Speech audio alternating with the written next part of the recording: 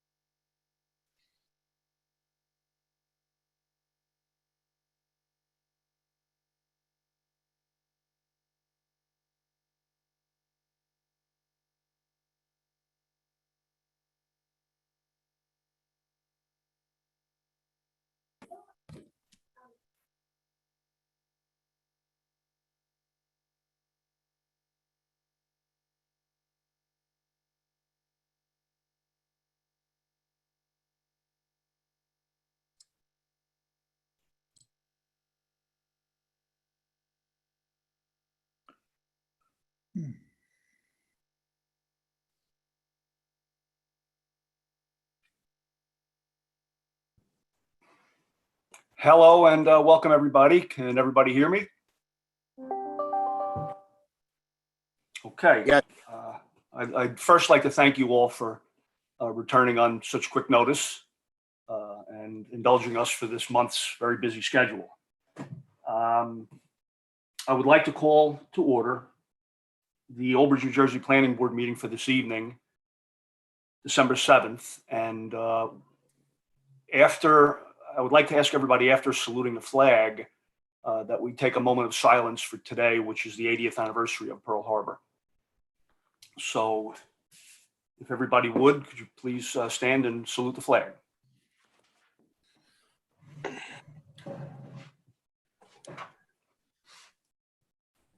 I pledge allegiance To the to the flag of the United States of America, to the republic for which it stands, one nation, under God, indivisible, with liberty and justice for all. And we will now observe a moment of silence for the 80th anniversary of Pearl Harbor.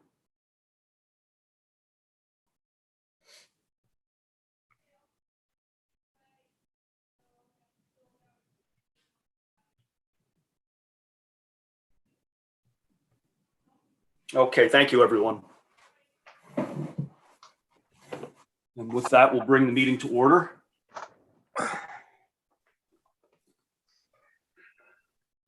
Quick notice of this meeting of the Old Bridge Township Planning Board has been provided in accordance with the Open Public Meeting Act at least 48 hours prior to the commencement of the meeting by prominently posting in the municipal complex an announcement giving the time, date, location, and agenda of this meeting, mailing such announcement to the Home News Tribune, and filing a copy of such announcement with the municipal clerk. Can I take the roll call, Chairman? Yes, absolutely. Thank you.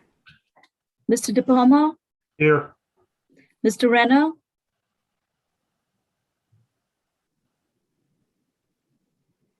Mr. Lauer, Here.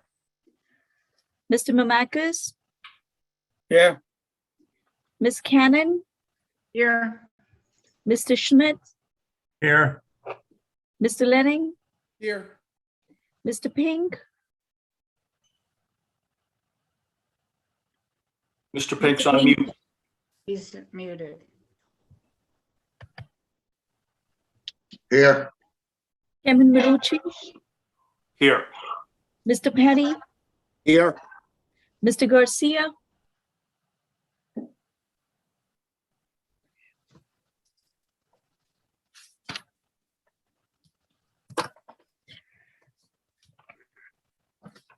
I know Mr. Sodello is not here today. We have Attorney Bill Robertson in his place. Yes, I'm here. Counsel, Thank you. Ms. Savan, myself here. Mr. Darji, Present. Mr. Lavallo,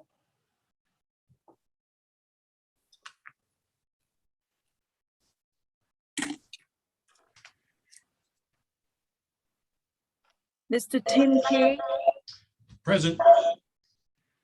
Mr. Garrity, Mr. Miller,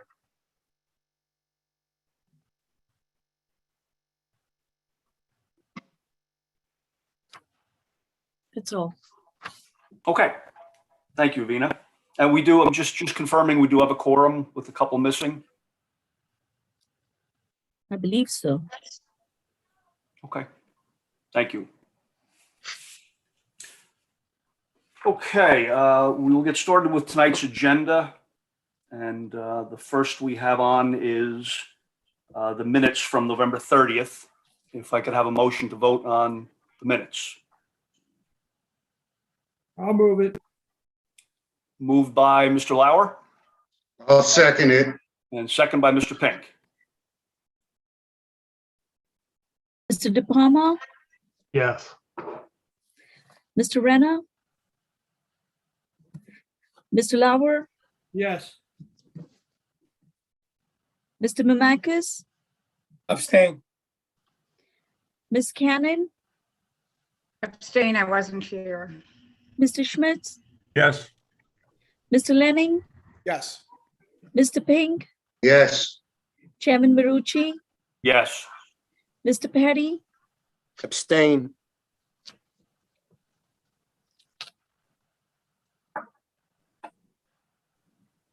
Okay, that ends the roll call. yes. Okay. Now, Vina, you and I discussed earlier the first application, which is 10-2020P RD Management, and they are asking for a continuance. Yes, I have received an email from Mr. Pape, who's also representing Regency Center, that the applicant is requesting an adjournment until March. Our next planning board meeting is March 24th. Okay, so adjournment to March 24th. Okay, is there anything further that we need to discuss? Nope. Okay, We are in receipt of a zoning board application for the same project, but the application has yet to be reviewed for completeness. and that's a completely different application, correct? Yes, that is correct. Okay. Okay, so do I have a motion for the adjournment to March 24th? I'll move it. By Mr. Lauer. and I'll second. By Mr. De Palma. Mr. De Palma, Yes. Mr. Renner, I see he joined in at 7:36. Yeah, I was actually on earlier. I just couldn't hear anything, so I had a little problem, but I'm back on. So your So vote yes. is, thank you. Mr. Lauer, Yes. Mr. Mamakis, Yes. Ms. Cannon, Yes. Mr. Schmidt, Yes. Mr. Lenning, Yes. Mr. Pink, yes, Chairman Marucci, Yes. Mr. Perry, Yes.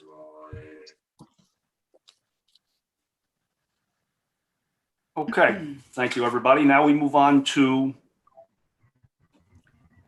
the adjournment for Regency Center's acquisition, the continuance of last week's meeting, which is 03-2020P. And I believe, if my notes are correct, we left off with Mr. Campione's testimony, the architect. And I believe he completed his testimony, correct? Yes, Mr. Chair. Okay, so who's up next? Good evening, Mr. Chairman, board members, board professionals, and public. Kenneth Pape of the firm Heilber and Pape, continuing the representation of Regency Centers. The next witness to testify, the next new witness to testify will be Henry Ney. But before Mr. Ney's testimony is shared with the board, Mr. Keith Cahill has prepared exhibits that will present responses to specific questions that were raised by the board members and board professionals a week ago.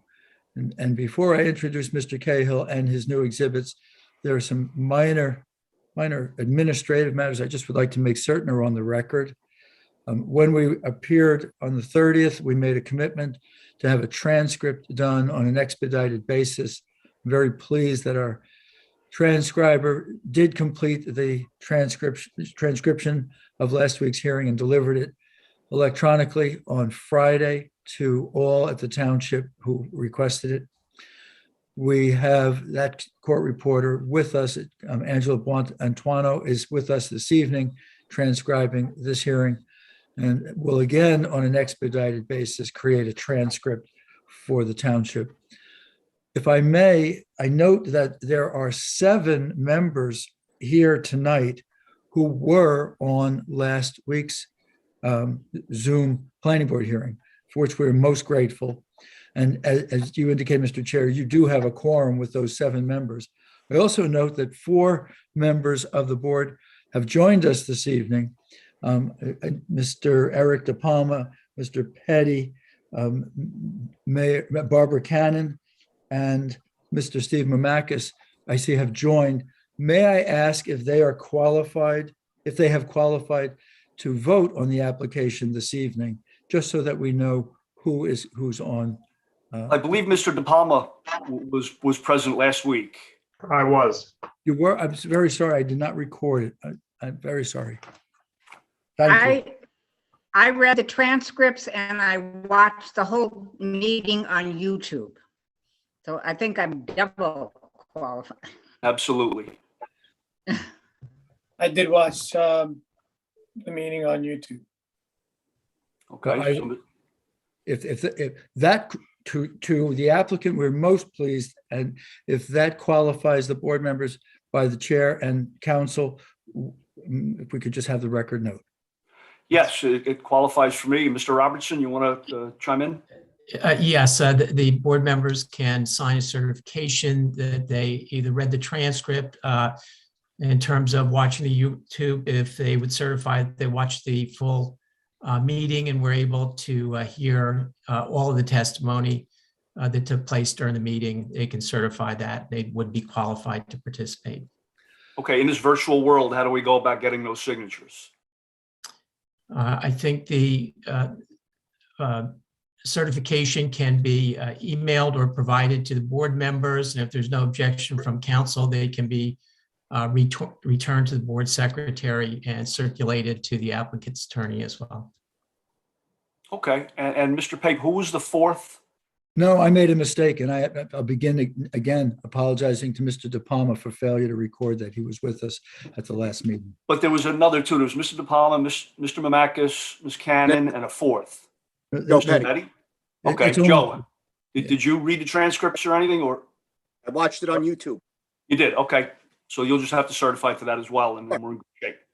Mr. Pape, do you have any objection to the members who watched on YouTube participating if they sign that certification? In my opinion, it qualifies. It's no different than reading the transcript, but I don't know if you have an opinion on that. Mr. Robertson, I appreciate that they did that. I think that's an extraordinary commitment on their part, and I do accept it as qualifying them for this evening. And on the record, their indication that they will have the certifications in Vina's possession in due course is just fine with the applicant. I thank you all. I thank you all for being prepared this evening. Okay, thank you. And we are prepared to make a substantive presentation. There were a number of questions that we went home with. They kind of fell into categories of signage and sidewalks and parking layout. And what Mr. Keith Cahill has done is create additional exhibits that demonstrate the applicant's compliance with those requirements. And I would ask if I'll remind Mr. Cahill that he is under oath. I will remind the board that he has been qualified to testify as a professional engineer. And I would ask if he would be allowed to continue his testimony this evening and to introduce the 3 exhibits that were created during the past week. Yes, absolutely. Thank you. Mr. Thank you, Mr. Cahill, Pape. you're up. You're under oath. And if the screen sharing can be given to Mr. Cahill, we'll bring up the 3 exhibits one at a time. We'll number them and go through the substance. Good evening, Mr. Cahill. Good evening, and thank you very much for having us this evening. I do need access to screen share. It says I'm disabled at this moment. But thank you, and I appreciate everyone getting back together so quickly. It did create a lot of activity between the last meeting and this meeting on this side of the table to prepare some additional exhibits, coordinate with your professionals, and I greatly appreciate your professionals cooperating and being available to us to clarify their comments, provide exhibits that hopefully address the comments that were provided to us last week.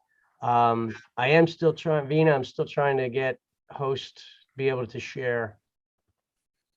Give me a minute. You were a co-host and you got moved. I'm trying to reach out to the. Okay. This is Louis from East Coast Capital, Mortgage Bank here in Melville, Long Island. I just, as Mr. Pape said, while we're waiting, there were 3, I'll say, general areas of homework that we were provided. Your professionals advised us of a couple signs that we did not indicate we were going to have that could potentially create variances. And they suggested that we show them on an exhibit so that it's clear to the board as well as to them, and that if this proceeded and variances were granted, these would be counted as well. So I have prepared a signage exhibit just to add on to what was presented last week. In addition, as Mr. Pape mentioned, some additional sidewalk, but really focusing on improving the pedestrian circulation throughout this development. So we provided an additional exhibit to show extra sidewalks that we've added since the last time we were together, with some additional crosswalks and different elements that, what I'll say, improve site safety for the pedestrians, as well as some additional signage for vehicle circulation. And I'll go through that. Keith, I'm sorry to interject. Yep. Keith, I think the problem was you were assigned the host first and then you got moved out. You might have to log out and log in again. I'm sorry. Okay, no problem. So I should get out and get back in. Yes. Yes. Okie doke. Take care, everybody. Isn't it amazing how we have all learned to be understanding and patient during these times? We all discovered in ourselves inner qualities that were dormant for a very, very long time. I never knew I had them. Yeah, I had to sit next to a third grade, end of the second grade and a third grader almost an entire year. As I was working and she was in school, so you learn those skills really fast, right? That's something. We also learned how to manage our pets during Zoom calls. As they decide to walk by, especially cats. Yeah. So, okay. It looks like Mr. Cahill's back. Okay. No dice. Host disabled participating screen sharing.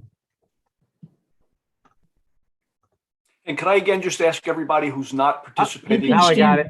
Just to Yes, mute themselves? Where is he?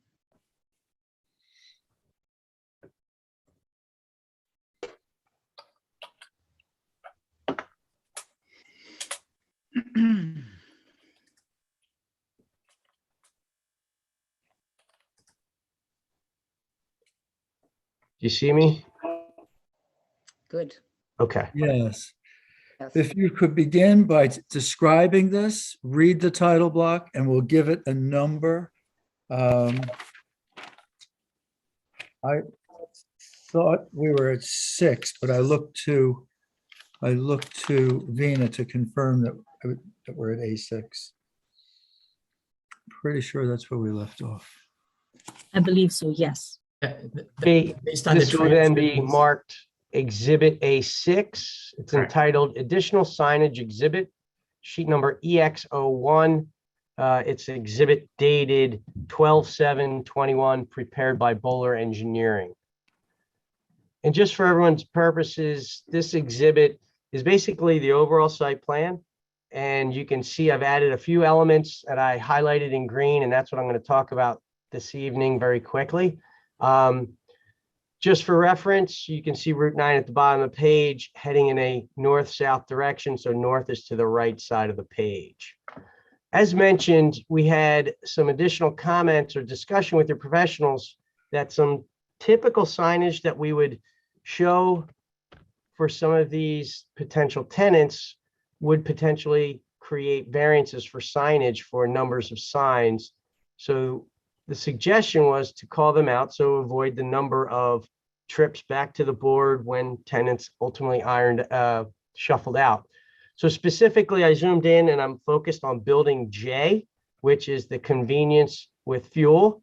And what was identified that is if any signs were added to the canopy, they would be considered variances. So what I did, not knowing the exact tenant here, we went out and looked at what is the typical square footage and location signs that the fuel tenants put on their canopy. We have shown here that we anticipate 3 signs, one on the north side of the canopy, the east side of the canopy, and the south side of the canopy. Each sign would be 2.2 feet by 11 feet long, or 24 square feet in total. So those 3 additional signs would generate a variance because of the number of signs allowed on a structure. So I just want to make sure we add that to the list. And just for the board's records, I did submit these exhibits in advance to your professionals, and the latest letter that they submitted, it does show them. They captured this, so I appreciate that they've seen it. I just want to note the freestanding and building signs, I just anticipate to be internally illuminated that I discussed this evening for our purposes. I'll move around to the other signage that was added. And again, I'll highlight the note pointing to each of the fast food pad sites, buildings F, G, H, and I, that we anticipate what we call typically drive-through operations signage. And in this case, it'll be directional or freestanding signs. So what I've done, and I'll move this around a little bit, so hopefully provide some clarity. We've zoomed in on a typical building and pointed to the signs that you typically see at a drive-through operation. And in this table here, it kind of summarizes the signs as well, which I'll go through. I call freestanding sign, but let's start with the entrance sign. Typically, anytime you go to a drive-through operations, enter here. A lot of times those tenants like to put a logo, the DD or whatever it may be. It's usually internally illuminated. So that's why I put it here, 2 foot by 3 foot, 6 square feet. And it's typically a single pole sign there. In addition, this is, and also just to note, that's something just sticking above the little landscaping there, no more than 3 to 4 feet in height to avoid any line of sight issue. The over the top of the entrance to the drive-through, often tenants ask for a clearance bar. And on that clearance bar, they usually say clearance and the square footage, and they love to put their logo on it. So typically, again, that could be called a sign. Typically, it's 9 inches by 3 feet or 2.25 square feet. So we've added that on a clearance bar. The next 2, as you enter into the drive-through, would be what we typically call pre-order menu. So it's like a portion, small piece of the menu, or at least a summary of it, visible to the cars earlier in the queue, so that they can help improve the efficiency of the operations of the drive-through. That's 3 feet by 6 feet, and it's 18 square feet in total in area. And again, we locate it to be visible to the entrance of the drive-through. Next, the menu or ordering point. Typically, that's where your primary menu is. You're very familiar with this, usually 2 or 3 panels, internally illuminated. So I gave it a 50 square foot area, 6.25 feet by 8 feet to be in front of you as you order. And the last sign, often at that ordering point, they have a canopy overhead. So your driver, when you put the window down, you don't get rain. And they often put a little sign right at the entrance or right at that canopy. And they often put their logo. So we put a approximately 5 square foot sign on that canopy. Those 5 signs is what we like to ask for permission to have at each of those pads. So there's 4 pads, drive-through pads that we would like to have that. And I summarized that in this table, a total of 5 signs for each of the pads, 3 freestanding signs as identified within your ordinance and with your professionals, and then 2 clearance or canopy ordering point signs. And again, the total areas, and then the total for it and the total number of signs. Again, we respectfully request variances since these signs aren't anticipated in the ordinance, and we just wanted to add that to the prior presentation to avoid any or minimize coming back to this board for what would be something simple as operational signage for those pads. I'm going to zoom out, and you may recall at the last meeting that we had a 5th pad that had drive-through use, which was building J, which I'll point to as this refreshes. Mr. Cahill, if I may, are these pads, these drive-through pads, are they limited to fast food, or can they be any other type of drive-through establishment, like a pharmacy or a bank? Or no, that's a great question. We're not trying to limit it to that type of use. If we had that use, then potentially they may not need those signs. So it doesn't necessarily have to be fast food. However, trying to capture what I'll say the most, I'll say critical, or something that could potentially drive a variance, we wanted to capture that so that on something that potentially this board would think would be minor in terms of operational signage, if someone came to ask for it, we wouldn't have to come back to the board for a whole hearing over something that may be something you thought would be anticipated. Rather than doing that, I'd rather take, I'll say, a conservative view, assume the worst case, ask for the most now, and anticipate that to help hopefully keep things moving as the full development tenants start to come on board for this project if things move forward in a positive sense. Okay, thank you. I just mentioned that, and I'll come back to it later, but we've decided to remove the drive-through use from building L. So I'll get into that detail in a moment, but that's why I'm not describing the 5th pad or asking for signage for that. If we're good with that, I'm going to stop sharing this exhibit and go to my next exhibit. I have a very simple statement to make. Your professionals will certainly speak for themselves, but the sign plan that was just presented to you was discussed extensively. Numbers of signs, location of signs, and purposes of signs was discussed extensively with your professionals during the last week. Thank you. Yes. And I greatly appreciate them taking the time to discuss with us to make sure that we provided clear information that would hopefully assist the board in terms of determining the variances and things to that nature for this project. I want to move to my next exhibit, which would be A7 as I bring that up. As I was mentioning before, hopefully you can all see that exhibit. This is entitled Additional Pedestrian Traffic Improvements, Sheet EX01. It's dated 12/7/2021, and again, prepared by Bowler Engineering. What we've done here is just taking the overall site plan again, and what I'd like to do is zoom in now and show you what we have done to address numerous comments, questions, concerns, potentially even that were brought up during the review, the technical review of the site layout relative to pedestrian circulation. As mentioned and testified at the last meeting, there are numerous mixed uses that occur or that are proposed on this site. And in so having that, we expect a significant amount of pedestrian circulation from one portion of the site to the other. If it's walking from an office building to a convenience store or going over to the restaurant pads or fast food, whatever it may be, we wanted to make sure that we provided safe and convenient pedestrian pathways and circulation, safe ADA accessible routes, all in a sense to make sure that it was safe. I apologize. Here we go. I want to make sure that, first of all, I'll start from south to north.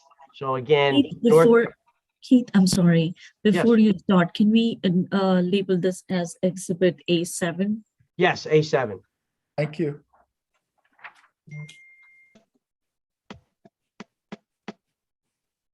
Okay. So starting from south to north, I'm going to start at Jake Brown Road. One of the comments that came up in discussion was to assure that we had pedestrian connection from the development down to Jake Brown Road. So what we've done, and I have a legend here, that wherever we've added red is where we're adding sidewalks from the last presentation. All of the yellow is all the sidewalks that you have seen before. And just to give you an idea, you have over 8,175 square feet, or excuse me, linear feet of sidewalk throughout this site. And we're adding more to just make sure we have great pedestrian connectivity throughout the site. So first, we're adding sidewalk down to Jake Brown Road to continue the connection from a right-of-way up to the site. We've highlighted, and I'll focus in now in the area between building C, D, E, and down to the pads F, G, H, and I. We had sidewalks already located in these center islands, but we've asked to shift them over to one side so that there would be one larger area for landscaping. So just highlighting that. Also, I want to point out that we do feel that this will be a heavy pedestrian area connecting these buildings and shopping opportunities. And I think it's a great traffic calming device, as well as just really identifying to the traveling public as well as the pedestrians. We've made the crosswalks highlighted in green, these 4 raised crosswalks like large tabletops, so that again, it just helps slow traffic down. Signs on either side for the pedestrian crossing, stop for pedestrians and walkways, things to that nature. Excuse me. In addition, along the frontages of those pads, F, G, H, and I, we've continued the sidewalk across them, providing handicap accessible ramps across each of those drive aisles and connecting back up towards building E. As you can see, the red line has come up and bringing that sidewalk up along the north side of building E and connecting into our sidewalk that was along the west side of those buildings. And then as I continue to move to the north, and you can see now full picture between building K, the office building, down through the shops, we've created a nice connection with essentially 2 different or primary areas to get across through the parking lots into the different areas safely and cross in a safe location, which essentially is a 4-way intersection where we do have stop control to the north and south side of it. We have allowed free movement into the site in this intersection. We've dotted this in a purple dotted line. That, if you may recall as well, was a comment that your professionals asked if this intersection could be made of different color and stamped material like asphalt stamped. So again, it brings attention to the intersection. This is where people will cross. There's signage there for the pedestrians. It creates a safe location, and it's far enough away from Route 9. It's a good distance into the site that it allows the traveling public and vehicles to have clear line of sight to anybody crossing the street. We will also sign this stop for pedestrians in crosswalks, things to that nature to provide safety and connectivity throughout the site. Lastly, and again, you'll see here, building L, I have modified this pad and I'll describe this. There's no longer the drive-through use. We have provided additional sidewalks and crossings to get from building L to the office building and vice versa. And lastly, what I'll go and I'll start moving a little bit further to the north and to the east for these last few comments. Along Portaluca Road between Schulmeister and the right in, right out driveway, or the, I'll say the west side of the convenience with fuel facility, we have a sidewalk that traverses parallel to, runs parallel to Portaluca, crosses over towards the ShopRite site, and then continues down Portaluca to Schulmeister. Previously, we had that as 6 foot wide. We've widened that to 8 feet wide, and will be an all-purpose path in that sense, being that wider. One of the things that your professionals had called out was that in Schulmeister, that cross section has a bike path already in it. And what we're providing is an extra wide sidewalk down through the site that could allow both pedestrians and bikes to travel on it. So this is what we're showing and committed to. We've had great communication with the professionals, making sure we're widening in the right direction, maintaining the landscaping, et cetera, et cetera. And the last couple comments on that, from that point down Portaluca, for the balance of the site down to Jake Brown Road, we were asked to add signs, share the road with bikes, because from this point down to Jake Brown Road, it will no longer be a bike path. And that was the terminology that was requested. The last couple items here, again, the same comment as I mentioned before. They were requested to shift the sidewalk from one side of the island, or from center of the island to one side, so we create a larger area for landscaping. We're doing so. And then the very last item to mention on this exhibit, there was a comment to add sidewalk from the intersection of Portaluca and Schulmeister down to Route 9. And if you notice, down right along Route 9, this little cutout is an existing NJ Transit bus stop. So it makes perfect sense to have that sidewalk connection. I want to point out a couple of things, that the sidewalk needs to be on the north side of Schulmeister for numerous reasons: safety when it gets down near the signal, as well as environmental constraints with wetlands along the south side. So it's shown on the north side. Presently at this time, that is not part of the land that we have control of, and it's not entirely in the right of way to have that sidewalk. There's very little room between the curb line and the right of way. So we've put a note here that this sidewalk would be part of, would be bonded for future improvements if and either we provide the bond to construct it as that land becomes available or a project moves forward. But it would be essentially committed to by this applicant that that sidewalk will be constructed when it can be done. I hope that makes sense relative to pedestrian circulation, sidewalks, additional signage and circulation throughout the site. If Ken, if I left anything off, let me know. No, I think that you presented it well. I have 2 comments to add.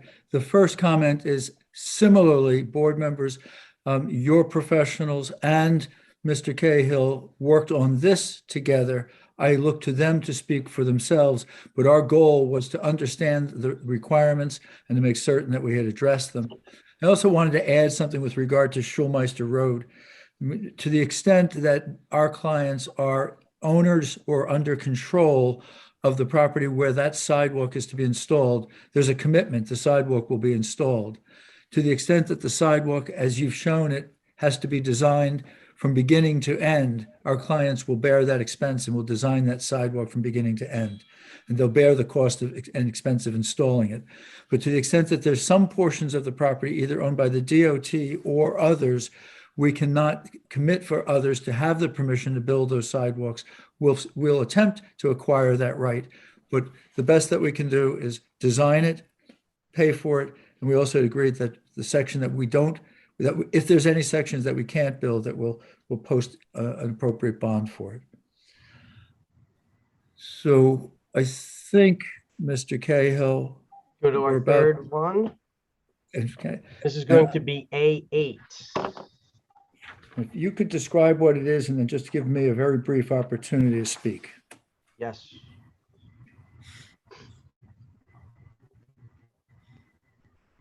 Oh.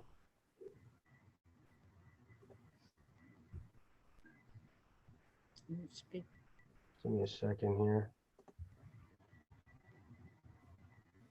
These files are large. It takes a second to clear. I thought it was up. Okay.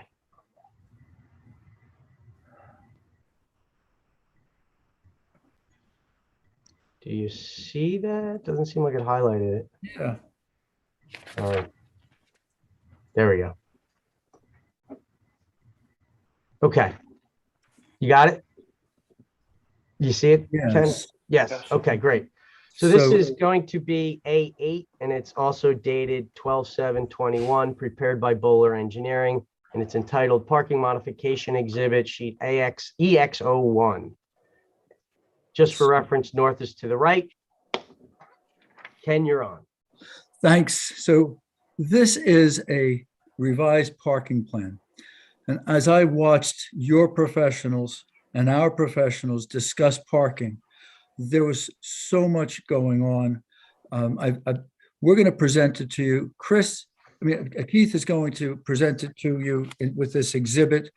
Mr. Ney is going to opine on the adequacy of the parking arrangement. And because there's some variance relief, you'll also hear Allison Coffin at the end of the presentation discuss the parking and from a variance perspective. Your professionals and ours reviewed the 1983 parking ordinance, and I believe it is a collective opinion that that ordinance is out of date and the standards created are not applicable. And your professionals and ours, I believe you'll hear, are in agreement that using the ITE standards is the best way to go. And that is the standard that we're going to base everything on. There are small corrections throughout the plan that will occur as Mr. Cahill works with your engineers in resolution compliance. Parking stalls near trash receptacles, or parking stalls lost to put in another island, or parking stalls amended to change the radius on a curb are all potential changes. What I listened to the professionals come up with a number, and it occurred to me that before Keith spoke, that it might make a little bit of sense to quote Abraham Lincoln when he said there are two things you should never watch being made. He said you shouldn't watch anyone make sausages, and you should never watch anyone make the law. And as I watched all your professionals work diligently in coming up with the right number, I will tell you that the details will take us through the whole night. So I asked Keith if you would present it in kind of an overview fashion, and then we'll look to your professionals to confirm that we've reached the number that all are in agreement on. With that, Keith, if you would take us through this plan. Great, thank you, Ken. And as I mentioned, to the right will be north again, and Route 9's along the bottom of this exhibit. And you'll see just from a broad brush, I've highlighted a couple areas here that we've bubbled and showed some changes. And I mentioned previously that we have modified one of the pads from being, that was building J, from being a fast food pad to being a straight retail pad.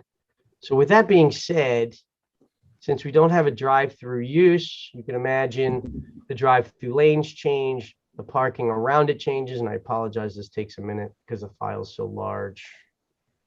Please. I just want to make an announcement. It was brought to my attention that OBTV residents watching on OBTV aren't able to hear the presentation. I've reached out to the TV coordinator and they're working on it. So you should be able to hear it. In the meanwhile, we are live on YouTube. So you can also watch the presentation live on YouTube. Okay, great. So a couple quick things in this area. I'll say specifically building L. You can see what was underlying in the rear in the black lines, which was a drive-through use. The blue lines, as I showed on the prior exhibit, is really what we're going to now, which would eliminate the drive around, and we would provide some additional parking. We're not getting any closer to Route 9. We're not providing what I'll say, or losing or changing much impervious coverage. It's almost a wash on how we do things because we're also eliminating some parking stalls along the way. So what we are doing is changing that to a retail pad, and that square footage is 5,335 square feet, identified right here. Gets slightly larger. The footprint in the line is shown on here. On the building, it extends slightly to the south. The area to the north would be where we'd have our dumpsters in circulation for an accessory side or maintenance side of the building. This again would be screened with landscaping and hide those elements. But the key here is that we're changing the use from fast food to retail. And that impacts your parking demand per your ordinance as well as ITE, where we'll get there in a minute. This is a net increase of parking at 16 spaces. And we're really not increasing impervious coverage because we're eliminating a lot of drive-through lanes, but we're coming back with parking stalls and getting some efficiency on how that's laid out. Couple other comments that your professionals had. There's a couple larger runs of parking that were directly in front of Building K, the medical office building. We're asked to add some landscaped islands and put some trees in, eliminate some asphalt. So we did that. Continuing further to the north, your professionals also pointed out that some of these parking stalls, though they're only 18 feet, because they're only 18 feet deep, and it gets this island's rather thin. I'm pointing in front of Building B, the national retailer, that these spaces should be eliminated so you don't have a conflict with cars touching head to head. Similarly, in front of the ShopRite pad, we had 2 stalls as well. So we're eliminating a few of those parking stalls. A couple other cleanup items behind the national retail building, Building B. We're adding a larger island for some utility aspects. So we're losing 4 more parking spaces there. Again, in terms of the building footprint, in talking to ShopRite, there's a minor tweak in square footage. We had 80,475. The area is 80,660. And this 134,280 is what we had on our plans last time. What does all of that mean?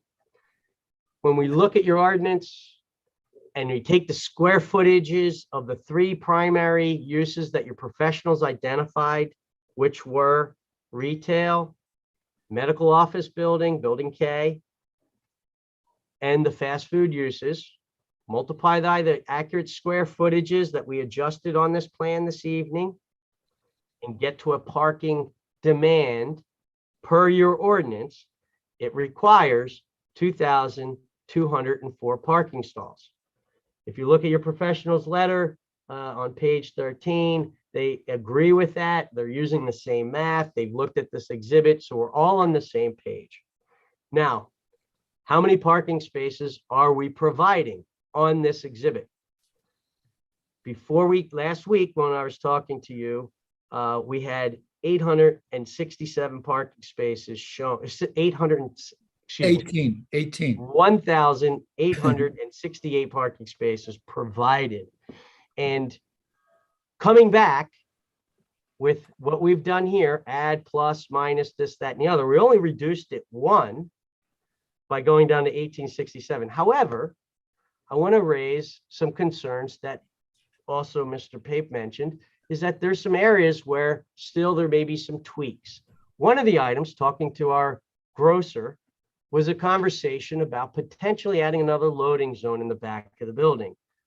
That could potentially impact the parking stalls in this area to the rear of the building.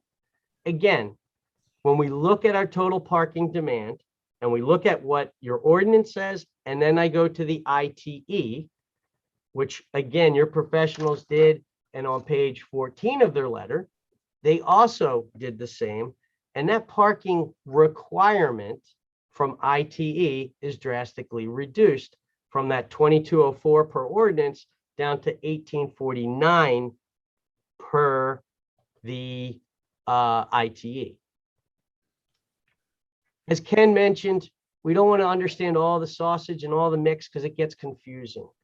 But when we looked at this development, we looked at the uses, we looked at their locations, we looked at the ITE, we also looked at the shared parking, and we said, wow, it definitely makes more sense to go to the ITE and look at ULI for what they say for shared parking. And we looked at that number as well, and we looked at what potentially we could be impacted by cleaning up some items with radius of curb islands and things of that nature. And we're probably looking to say we may lose some additional parking spaces. Where could that come to?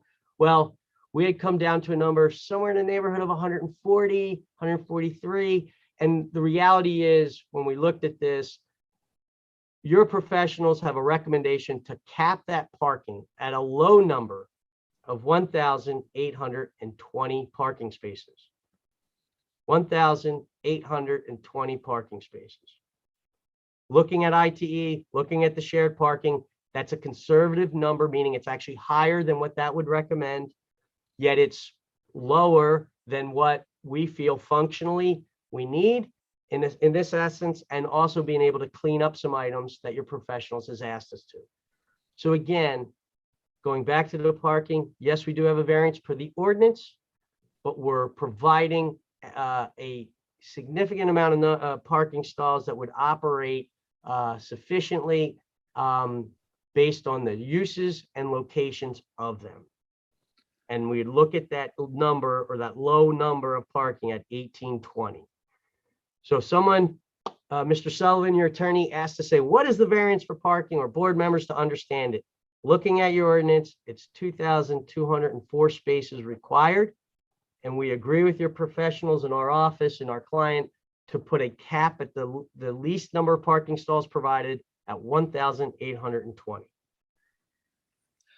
And that is, I rehearsed this in my head 1,000 times and it was never clear. So I'm sure it's still not clear, but I hope I did the best I could to make that understanding. and I will say the conversations for the last 6 days, up to and including the whole weekend, were to come to that number. There was actually analyzing the ITE number and analyzing the reduction that comes from shared parking in a mixed-use retail center, the number was considerably lower. But we felt that if we stopped at 1,820, we would have more than enough parking to satisfy all of our tenants. Our clients, as we pointed out to you, have over 400 regional centers in the United States. They too felt that the number was a solid number. And it was a number that I think that we were all comfortable, all the professionals were comfortable, adequately addressed parking, and left a little bit of room for Mr. Cahill to work with your professionals to do all those little tweaks without coming back to this board for 1 or 2 extra stall reductions. Mr. Cahill, I believe that is your homework assignments. Those were the 3 exhibits that you created to be responsive to the board's questions. Do you have anything further to share before we ask the chairman for permission to go to Mr. Ney? No, I don't know if the professionals need to chime in. I just want to add one thing, actually, Ken, is that I know as part of the traffic engineer's comments, and Mr. Ney will get on and speak to this, they had comments and questions about lefts coming off of Schulmeister as we head to the west. And I know he did some analysis that we didn't have any concerns with the lefts and the queuing, and he'll describe that for you. The left turns into the site off of Schulmeister. Again, there was a comment about making sure there's sufficient room. As I mentioned, the driveway farthest to the west that enters behind the service areas of the building, they would request it to extend that island a little bit further, which again, I think you'll hear from Mr. Ney, we agree to do that. So that would be also cleanup. But the other items, I think site related that were in the traffic engineer's comments were very minimal in terms of radiuses and some different areas of showing lines of sight that we agree that we will comply with. And at that, unless your professionals have other comments for me or questions to it on these exhibits, we could go to Mr. Ney. Mr. Chair, I would look to whether Ms. Sawant or Mr. Darji wish to be heard on testimony so far. Yes, I'd like to give the board professionals and also the board members a chance to ask Mr. Cahill some questions. Very fine. Chairman Marucci, so after the last meeting, there were a couple of questions. I had brought up the fast food restaurant or the drive-through restaurant signage at the last meeting as well. There were some concerns in the memo about pedestrian connectivity, and especially because shared parking plays such an important role in development this size with a mix of uses, that it's really important to have that connectivity. We have been working with the applicant. In fact, we met on December 2nd, we met on December 6th, and we met on December 7th to go over the parking. And each one of us have been relentlessly working to analyze the parking situation. And I say that out of experience because in the past 4 years that I've been in Old Bridge, on numerous occasions for other shopping centers, we have come across a situation where the tenancy changes. And when the tenancy changes, if there was a parking variance involved, then every time we see a change in one of the stalls or a stall being occupied for outdoor dining or any changes, then we have to direct the applicant to go back in front of the board. In this case, I have said it at the last meeting, the 1983 ordinance is outdated. It obviously did not take into consideration a development this scale. It did not take into consideration shared parking. So in analyzing this project and coming up with the cap 1, as we say it in the memo, we based it off ITE parking requirements, but then the ITE parking requirements don't take into consideration shared parking. So Urban Land Institute has come up with a shared parking manual. It has an Excel sheet with numerous tabs, peak times, summaries, and you can plug in your numbers like what your fast food restaurant is, how much is your fine dining, how much is your retail use, how much is the medical office, how much is the residential. So it's meant to be used, and it was created by planners, traffic experts, transportation planners, to come up with this matrix, which can be used by any one of us or the professionals that are evaluating such projects. When we plug in those numbers in that Excel sheet, the number we get is 1798. Now, we also have 22 electric charging stations on the property, which the applicant had testified. Those are just charging stations that will not be open to somebody who does not have an electric car or is not using the spot to charge his vehicles. So we added those 22 and we came up with the 1820 number. The advantage. Bina, can I just make one slight correction? Only yes, because that 1798 number was actually when we were entertaining the 40,000 square foot. Yes, I was going to chime in actually about it. Well, when you plug in the 30,000 square foot, it's much lower. It's actually 1694. Exactly. I actually calculated the numbers before I started speaking, so I did have that number as well. So originally we anticipated much more fast food or restaurant type of use. And so we plugged in a higher number so that there is ample cushion when we even cap that. And what happens is, as we proceed, should the board act favorably on this application, and as we proceed, if there are minor tweaks on the site, we need a landscape buffer somewhere, or, if for site circulation, they need to eliminate a parking stall, they do not have to come back in front of the board. Rakesh, myself, our traffic expert, we all are comfortable with this number. We believe it works. And in our memo, we have indicated that the applicant's planner and the applicant's traffic expert provide elaborate testimony on how shared parking works. But at the last meeting, I had given a brief introduction to it that each use has a different peak time. So a medical office may be open from 8 in the morning to 6 in the evening, but 6 o'clock, the medical office building closes, like people leave the building.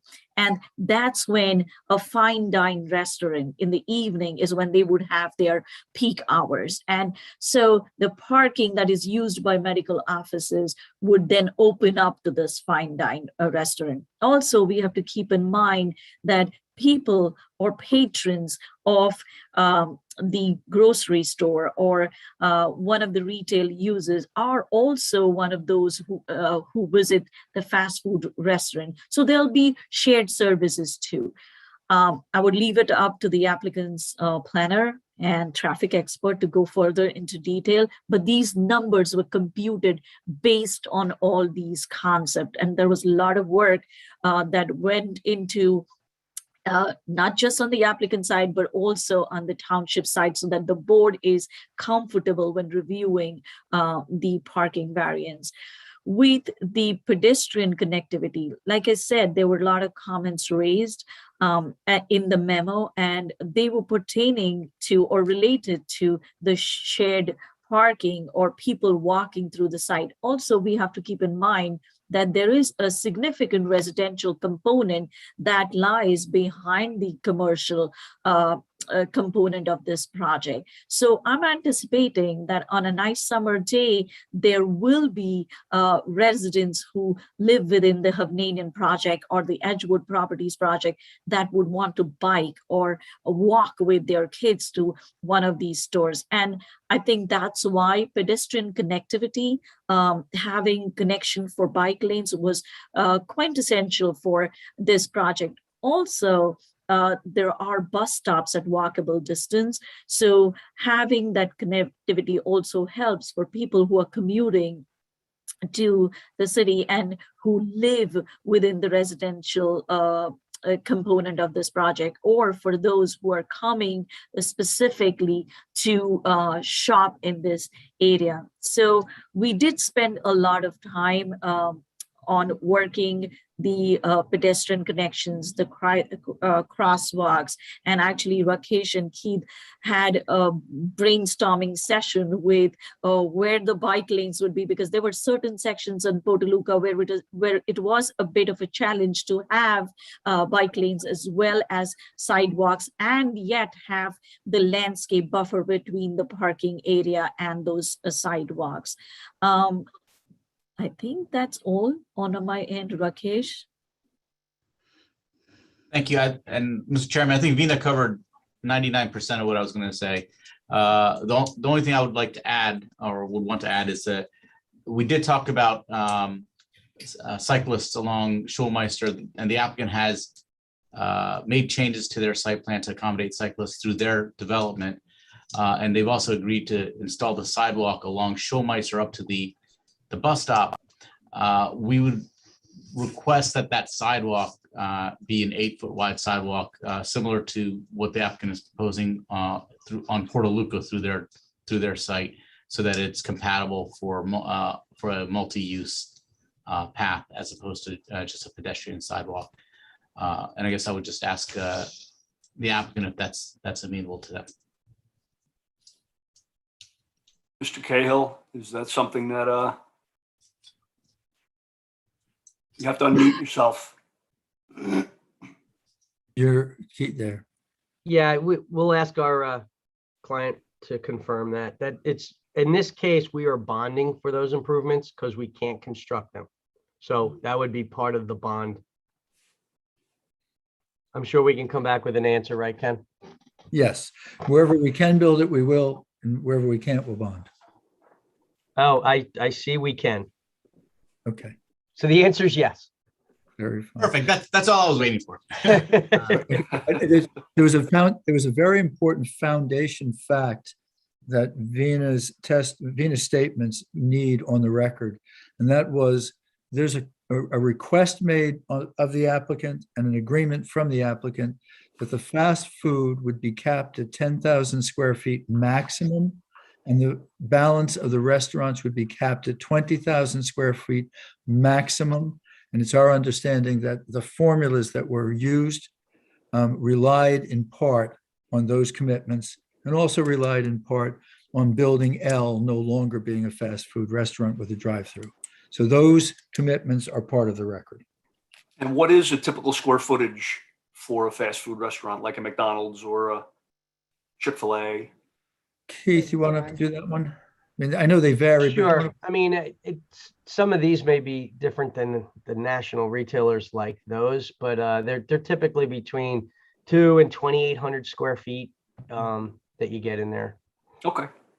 So typically, each of those pads, 50% of each of those pads. Yep, could 25, we're comfortable with that, 2,500 square feet for each of those pads. Yeah. And Okay, I don't any, I don't think I have sorry? anything else to add, Mr. Chairman. Okay, any more questions from our board professionals? Okay, and if not, we will move it on to the board members if there are any questions or comments. Chairman Yes. Barucci, I'm so sorry. Before you open it up to the board members, I just got a call from our TV director. There is an issue with the TV broadcasting, and I would like our attorney to just guide us on it. I believe our notices publish the meeting and the Zoom meeting info. So I think even if the TV channel has any issues, we should be able to proceed, but I just need an okay from our attorney. We are live on YouTube. We are perfectly all right with the Zoom, and we are still recording the meeting. And will this affect us opening it to public comment?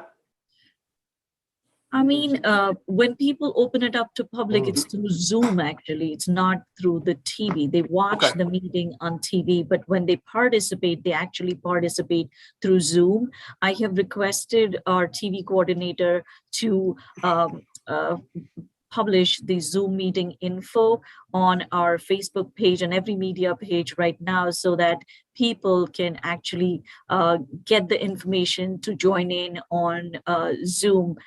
I think we should be okay, but I need guidance from Mr. Robertson.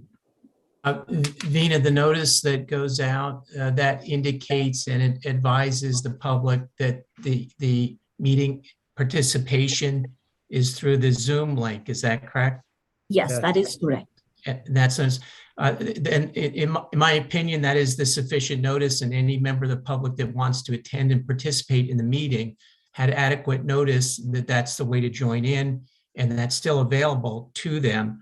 So that would be my opinion, that it's appropriate to proceed, and any member of the public that wanted to participate could do it through the Zoom procedure. Mr. Pape, I don't know if you have any concern about that, but that would be my opinion. I think it's appropriate notice, and they're certainly able to participate given the notice that was provided. But certainly, if you have an opinion on that, I'd like to hear it. Thank you, Mr. Robertson. I do. Notice was very specific.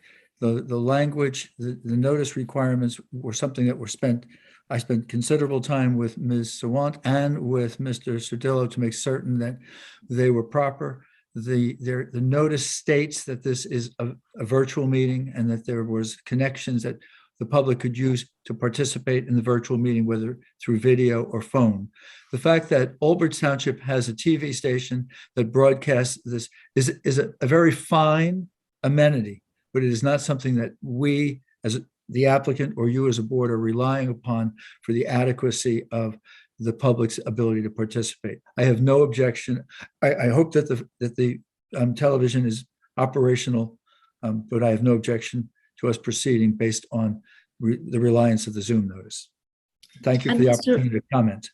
Thank you, And guys. Mr. Robertson, I have posted the meeting information on the planning department's website last week itself. So the meeting information is also available to any public that wants to go and view the application material as well as attend the meeting. But I have directed the TV studio to post that information again and flash it on the TV. The problem is only with the audio, not with the visual. Great, thank you. Okay, so now if there's nothing else from the board professionals, I'll open it up to the board members if they have any questions for Mr. Cahill. Well, I have some questions generally because unfortunately, I couldn't make the last meeting because I had an emergency that I had to attend to out of state. But just a few things, because I've lived with this thing since I don't know, for the last, 20 years in different phases. And a couple things that I'm concerned about, and I didn't quite get the numbers with the fast food. You're reducing the number of facilities that will be dedicated to fast food services. That's being limited to a certain amount of square feet. So those 4 buildings in the front are not going to be 8 fast food services? Mrs. Cannon, those 4 buildings there were 5 buildings that had the potential for being fast food. The one is no longer a potential for fast food. Each of the 4 buildings in the front, the testimony of Mr. Cahill was that each of those buildings is 5,000 square feet, but there would be 2,500 square foot of each of those buildings could be fast food for a total of 10,000 square feet, and that was the cap. And when, I don't mean to be scattering around, but I just want to make sure I include my concerns. I thought that when I read the first introduction of the meeting last week, that they were talking about going to be spaces for people to eat outdoors, outdoor dining and gathering areas. Where are these going to be? Sure. So In the parking lot? Yeah, no, 2 parts to that. And I'd like to, we agreed that we cap those restaurants at 20,000 square feet. Mr. Cahill, if you could identify where there's the potential for outdoor dining. Certainly. And I'm going to continue to refer to, this was A7. You'll notice on buildings C, D, and E that there's areas on each of the north and the south ends of those buildings. We've also provided areas outside of the pads, F, G, H, and I as well for areas for seating. And again, you can see the sidewalks and they're properly protected from the traffic and circulation. Okay, so the buildings in the back are also going to be designated for dining, or are they going to be used for other services, other retail uses? Great question. It's flexible in that sense, but there's anticipation that there will be a portion of it to be potentially restaurant or dining, not fast food though. And there are other retail tenants within that. Hence the conversation about putting caps on total square footage of the restaurant use within the retail component. Right.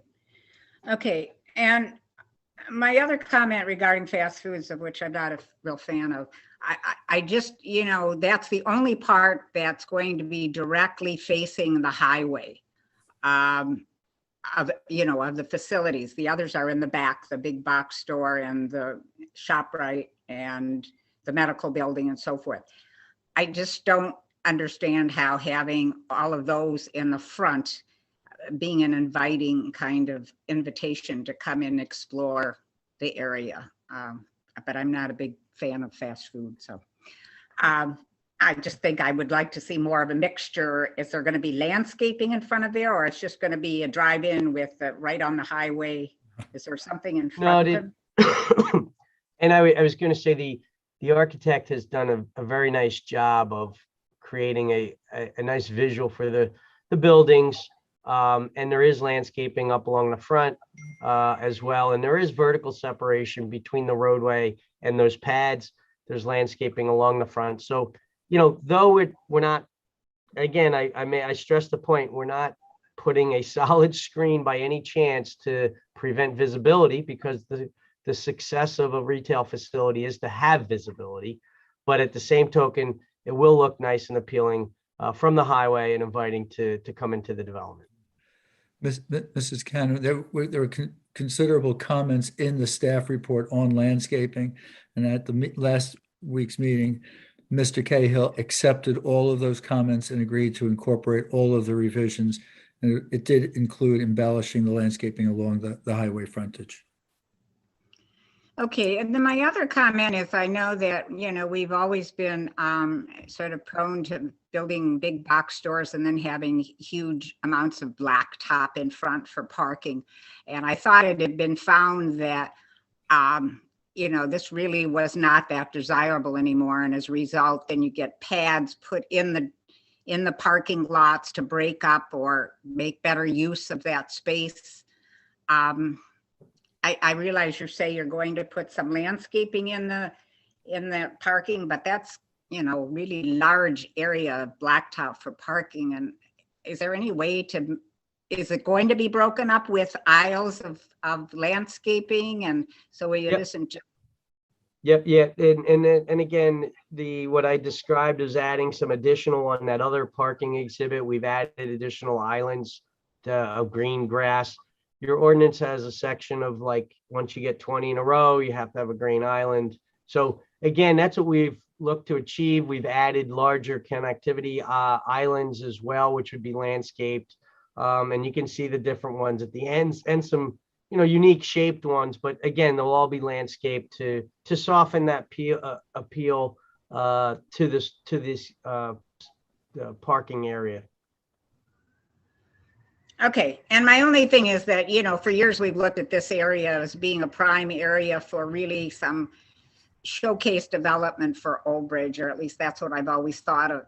And I would hope that this would follow in that vein and not just become another sort of strip shopping center area. So.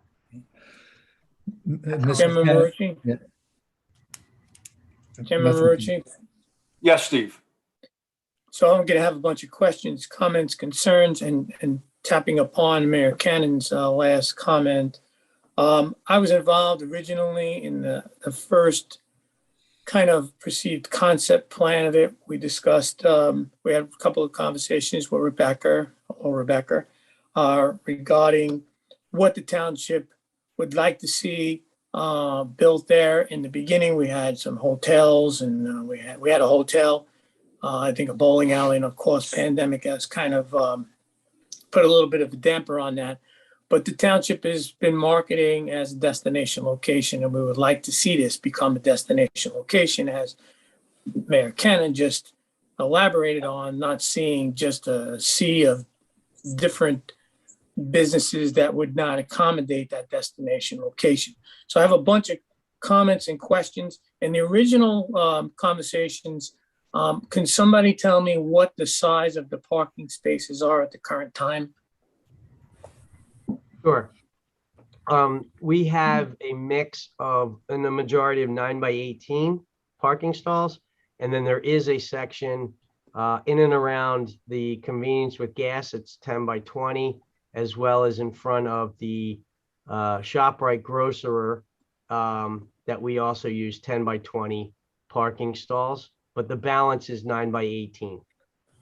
Yeah, that was one of the comments in the very beginning, being the 10x20s are more favorable. And as I said, and I think some of our board members do, and our residents do, we have pickup trucks and large vehicles. And when you get to those 9x18 spots, it's very hard for us to park. But that's a comment, and I do see that was one of the comments that was made in front of the shopping center to have the larger spaces.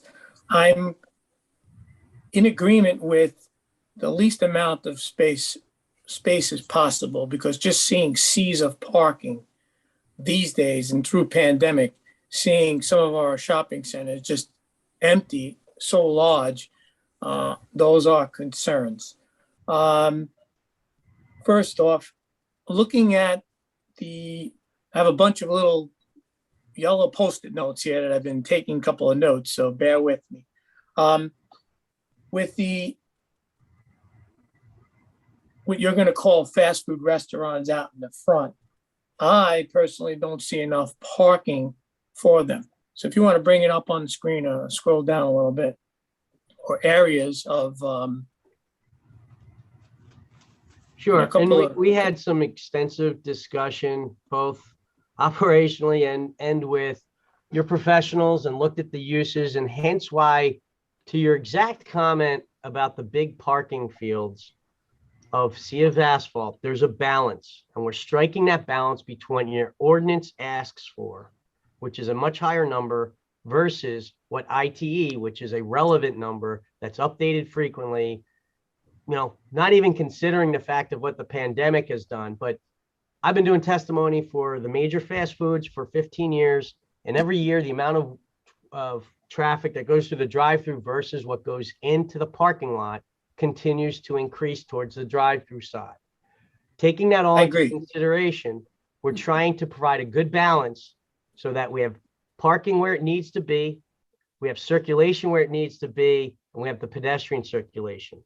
This type of shopping center is almost like an outdoor facility where those buildings C, D, and E will encourage people walking from one store to the next, sitting at one restaurant or coffee shop, going across to another location. You may park once and you may go to 7 different locations. You may go to a different shop, and even the types of fast food, we're not talking about putting a Chick-fil-A in there that's going to need a queue for 25 or 30 cars. We're talking about different things that you may see. And they put this testimony on before last week in regards to the Chimney Rock in Bridgewater, where you see the combination of people like Habit Burger or a Chipotle and a nice a baguette place, and it has a nice a petite shopping place next to it. We're looking for that type of environment, and the architect did a great job showing the different elevations and the different types of shops that'll be there. Therefore, when we looked at even specifically to this location, your professionals spent a lot of time looking at the percentage of drive-through, fast food restaurant, and restaurant, maxing those, because the majority of it will be sitting, and I'm not just saying in this area because we also have this other pad. We have the benefit in this facility to be walkable, have office area, All right, I understand the walking. and we really so feel that we let me provided finish a my good comment. balance of parking. Let me finish my comments. Yep. So let me establish something. I'm the Economic Development Director here in the township as well. I want to see this built out as Mayor Cannon suggested, and I see as a destination location. I see a brewery in there somewhere. What I see as a challenge right now, from my perspective, is looking at the F through I buildings. My questions are, number one, looking at a current Starbucks these days in Cranford, in Matawan, in Sayreville, where they're queuing out onto the major roads. Of course, that's a through area there. I don't see enough parking or queuing around those. And my other question is, why are they not connected? So if you go down to Tinton Falls, or where your Lowe's is in town here, where you'll have the stores connected, that you can get to each one of them. Why are they not connected so people can transverse through there and get to the next one? So those are my questions. I see it as a challenge that they're all segmented from each other. What I also would like to see personally, and I don't want to change this plan, is if the 14,000 square foot buildings, I would like to see if that winds up being, for argument's sake, a Longhorn Steakhouse. I want to see those prevalent out on the roadway where somebody can pull in, not just seeing a small Starbucks, a baguette place, a Shake Shack. So that's my look from a perspective from the economic development standpoint of, I want to see a brewery somewhere where people can see that. And those are the conversations we had in the beginning, asking what would help Old Bridge, or what would Old Bridge like to see. And again, it is a destination location. We want to fill that with the right destination restaurants and stores where you have a mix. If you go down to Howell, as you come whatever way, north or south, if you come north, you'll see a Chick-fil-A. You'll see the Lowe's behind it. Connected to the next parking lot is the IHOP. Then you have a Longhorn Steakhouse. Connected to the next parking lot is the Barnes and Noble. I see that as a better flow than segmenting them. So from a perspective of economic development, how somebody, now our township is a through township. People go from Staten Island to Manalapan and back all the time. Mostly Southbound is going to be catching all of this. And I want them to be able to say, hey, wow, there's a big restaurant there as opposed to a small restaurant. I know you have your marquee and your signs, but that's my take on it. So that's one of my questions and concerns from the traffic perspective. Well, I will say, I think the flow and circulation of traffic is adequate and actually has many benefits as laid out. I know you kind of consider it as segmented, but if you do recall, NJDOT has already provided permits and we have constructed those improvements. They're in place. One of them being this right in, right out driveway, and this being a primary entrance point. The benefit of That's fine. having that is it does separate the aspect that everybody has to circulate up Schulmeister and going through an intersection at Schulmeister and Portaluca. So for instance, the unique aspect of this development is you got a medical office building in here. If you want to get to that, and I'll equate this to my shopping center in Bridgewater, where they give the extra slip ramp to get to Wegmans, rather than going through the entire shopping center, going past the large furniture store and then past the Home Depot and then coming in, I can come off of Route 9 right in and slip into this road and get into my primary parking and not have conflicts or backups in other intersections that are stop controlled. It also provides opportunity to minimize traffic where there are primary pedestrian crossings, AKA right in front of or across from the convenience store into the building E. If you can divert the large number of trips that come in and out of an office building at regulated times, then that's a positive to this flow of traffic on site. As comments in terms of the buildings being connected, I do believe these are connected. And I do believe this aspect of drive-throughs and understanding how they operate. I like the fact that when you enter in and they're not continually connected, because what happens, and I've seen in other facilities that I've been part of and designed, when they all are connected all in the back, people cut the lines and create problems and backups elsewhere. In this case, it's going to be backed up through and in the queuing. There's an excess of 10 parking stalls for each one. Queue lanes. And I do truly believe that the way it's signed and how they operate now in terms of capturing orders and making this go will minimize those backups. And it's onto site and not prohibiting primary thoroughfares for the parking lot. This is important because it's not going to go out onto Route 9. It's not going to go out on the primary drive aisles that do create problems in other areas. I really believe that this design and layout relative to the roadway circulations, where the uses have been placed for visibility and connectivity through the other types of uses, like the office building, like a larger pad that could be, as you mentioned, something like a Longhorn or something that's visible to the roadway. I think that was what was trying to be captured here. And I think the applicant, in terms of planning this out relative to the uses of the roadway network that's mostly constructed minus Portaluca, which is part of this private road, it's part of this development, is thoughtfully thought out and provides sufficient access in and out of the different parking lots to minimize backup during the times of different peaks of the different uses. Mr. Mamakis, if I may, Chris Widmeyer, who's the Senior Vice President in charge of the new development for Regency, has been an active participant in this project from the beginning and was instrumental in, as we modified this during the pandemic, as we modified this so that it survived and became a viable development in the current climate, is available. And with permission, I would like to have him to call him. They have over 400 regional centers around the country. They have over 54 million square feet that they own and operate, and he is available this evening. So if we could take a moment to have Mr. Widmeyer join us. Counselor, I would ask if you could swear in Mr. Widmeyer. We're not going to qualify him as an expert, but we'll share his relationship with the company and then ask if he would address your concern. Mr. Robertson, Mr. Widmeyer is with us. Is Mr. Widmeyer. Mr. Widmeyer, do you swear to tell the truth, the whole truth, and nothing but the truth this evening? I do. Thank you. Would you please state your full name, spell your last name for the record?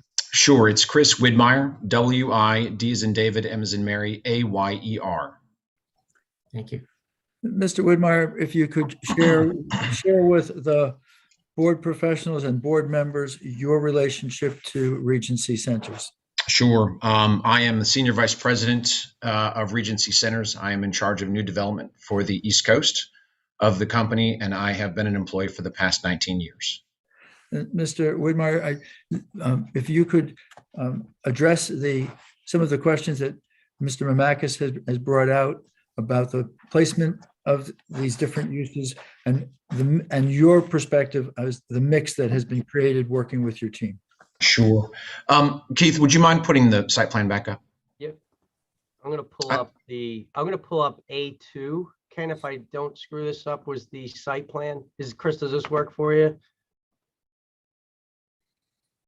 Yeah, I think that's great. Mr. Mamakis, if you have questions as I go through this, please feel free to interrupt more of a conversation. I do want to go back, and I think it's important, a part of the conversation is our plan prior to COVID and our plan now. The state of retail has changed markedly and changed immediately when COVID started. And the plan that we had originally envisioned is just simply, it's not a credible plan going forward. What we did was we looked at this and figured out how to redesign this plan to meet the needs of the best-in-class retailers that we have throughout our portfolio, and to try to come up with a design that helps them thrive. We think that it is most important to come up with a design to help retailers work through the new reality of, not only in person, but drive-through, pickup, online. There are so many different ways that retailers are accommodating their customers today. And we think that this is the best design to do that. I hear exactly what you're saying as far as bringing breweries or other restaurants to this property. And I think we have developed a number of areas where we can accommodate that. One of the realities of this site is, so much of the traffic is on Route 9. When a customer accesses the site, they're going to be coming in Schulmeister and down Portaluca, or in the right in, right out that you see sort of mid-block there. And even when they make that first turn to the left into the parking lot, what they're going to see is they're going to drive along the front of those 14,000-foot buildings. And we really believe that's the best place to create placemaking for customers that want to interact in person with uses like you're talking about. So there are a couple of different places where we can do it. Those 3 buildings there, of which we've broken it up into 3 buildings. So there are 6 what we call end caps, or ends of the buildings. And next to each of those, we have made an accommodation for a meaningful outdoor seating area that we plan on investing a good amount of money to create outdoor seating, placemaking, and other things so that people can stop, eat, right, enjoy each other's company, and create more of a pedestrian cove for people to enjoy themselves. And we really think that's the best place to do it. And the good news is when the car turns in, this is the activity they're going to see as they go along. And then they'll go back to what we think are more convenience type of uses like fast food, and put those out along the street there. We have worked with Create to come up with we think a very nice design for those buildings. We've taken a lot of time to address the rear or the area that's fronting Route 9. I also think Keith made a very good point. You talked about Starbucks. That's a time of day when this parking lot will be almost empty. And so even if there is a longer queue, there's a lot of room to accommodate that. And it's something that we're very sensitive to, right? We try to create a merchandising mix that really blends the use of that parking lot three times a day, right? Breakfast, lunch, and dinner. And so that'll be a part of how we approach this. And we think that with this design here, it'll accommodate that very nicely. And again, more and more you see people using drive-throughs as their primary way to interact with those businesses. Again, vastly reducing the need for parking for those types of restaurant users. And in addition, I think changing building L to a sit-down restaurant location creates another opportunity to showcase that with this development, taking away the drive-through and creating another opportunity for placemaking there. Thank you, Mr. Mamakis. Do you have additional questions for Mr. Widmeyer? Well, I still feel that connecting all, look, I've been involved in the pandemic from day one, seeing our shopping centers completely empty, our store owners and businesses hurting, our large retailers also complaining and closing because they had the opportunity to close. Irrelevant to this from the perspective of closing. I'm in favor of the plan totally, but I just like to see some different changes in there where, and I see, we just opened up a Chick-fil-A here. We have 2 Wendy's here. The queues around the lines of a Wendy's these days, and the Kentucky Fried Chicken and the Chick-fil-A, not saying that they're going to be here, are just astronomical. They wrap around the building 2 times. I understand some of those buildings like a Starbucks. If a Wendy's was to come in there, that line would be queued around that building and probably going over to the Starbucks line. This is what I see out in the environment today. I know you guys are involved in shopping centers and design them and have seen the real world, but that's what I'm seeing these days. Well, I appreciate that, and we'll certainly take that into account as we decide who the tenants will be. Yes. It is certainly not in our interest to create a traffic problem, and it's one of the things that we'll need to be very sensitive to as far as the tenants that we attract here, because our goal first and foremost is to make sure all of our tenants are successful, and we think about that every single day. There are properties down, and look, I have developed from here to Florida, and honestly, like you, most places I would not do a Chick-fil-A. It just creates too much traffic. I can understand that. And I can appreciate it. There are certain users that you just say no to because they put too much stress on the infrastructure. And again, one of the things we need to do here is be thoughtful, and we're committed to being thoughtful about who we bring in to make sure that it does not overwhelm what we're developing here. We have had an extraordinary amount of interest, and it will afford us the ability to be choosy with whom we invite to be a part of this project. Really, the interest here has been more overwhelming than almost any project I've ever been a part of. And so we get to choose, and look, I was on a call earlier today talking about which tenants we can bring in that have a low parking requirement so that we can accommodate those that have a higher parking requirement. Mr. Makis, like the full service sit downs that you were speaking of earlier. And again, our goal is to create a neighborhood and a mix that allows everybody to thrive. So I certainly understand your concerns, and they are our concerns as well. So I am in the seat with you because when it gets built, and also from our board members and from the township, after it's built, we live with it. We have that.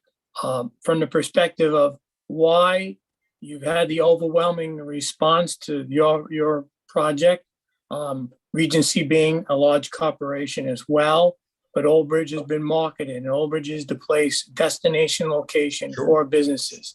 Anyone who opens up a business here these days, being economic development director, and our boards, all of them, from the zoning and planning, all understand business friendly. So what you're putting forward, from the very beginning, I was there. I sat in the meetings with that as far as what was being built here. Destination location, no matter what you put in there. And I appreciate the fact of looking at the proper tenants for the location. My last question, who do you think would be filling 134,000 square feet? That's a question that raises, I don't have to have an answer for a particular tenant, but that's a large parcel. I know I had assumed that the ShopRite was going to be the larger tenant there, but this winds up being even bigger. It is. We're unfortunately we're not able to disclose who that is. No, right now. I don't want anybody to tell us, but we're very, very deep in negotiations, and I think it is somebody that the town will be very pleased with. Appreciate it. Okay, thank you. I'm done. Thank you very much. Thank you, Steve. And can I make one more comment?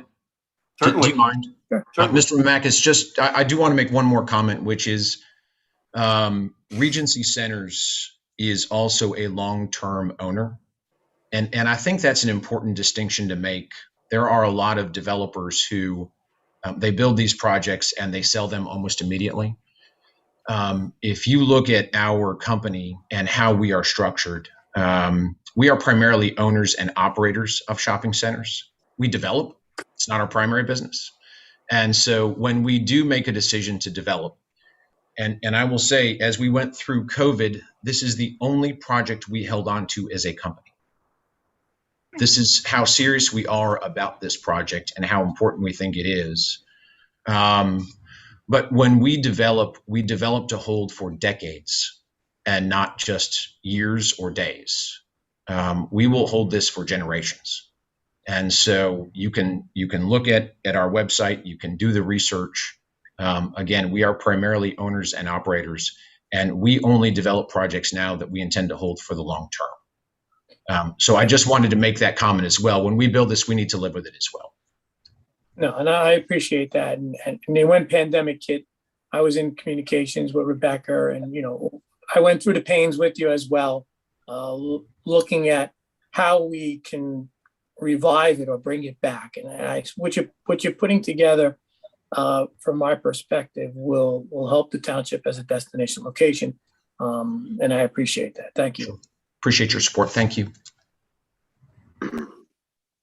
Okay, thank you very much, Steve. Any other board members have any questions regarding Mr. Woodmeyer or Mr. Cahill's testimony? Can I just mention one other thing, because I agree a lot with what Steve said, and I've been here for like 55 years, I think, and been on various boards and whatever. But I'm very proud of our community, and I really value it. And we are the third largest community in Middlesex County. We have a lot going for us, and I think we need a center that reflects that pride that we have. And we have a wonderful population that's very involved in the community.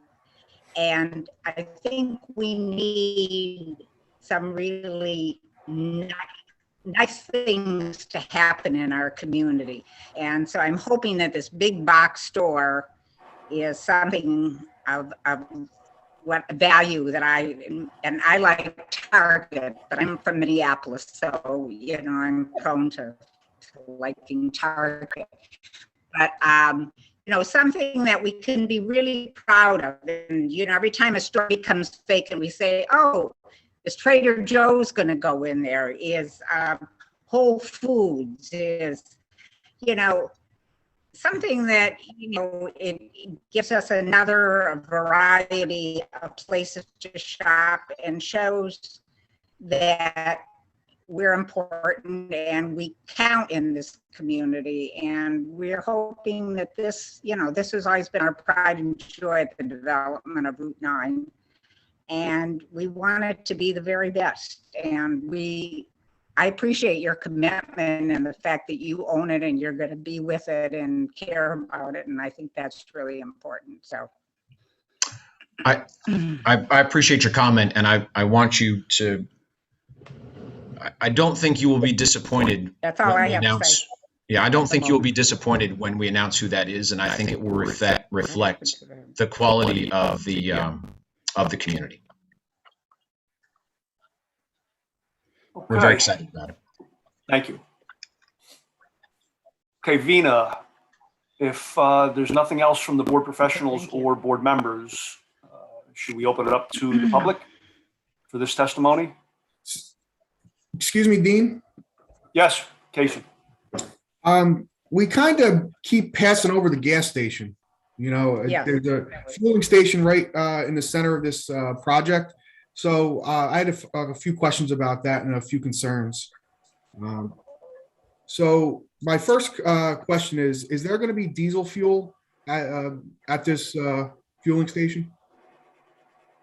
Yes, I mentioned it before. There will be diesel. It is for automotive diesel.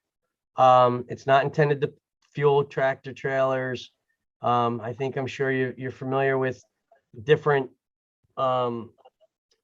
types of convenience and gas facilities that are shown here. Yes, it has to be designed to handle a tractor trailer to circulate because they bring the fuel in on a truck, but their model is not to be fueling tractor trailers.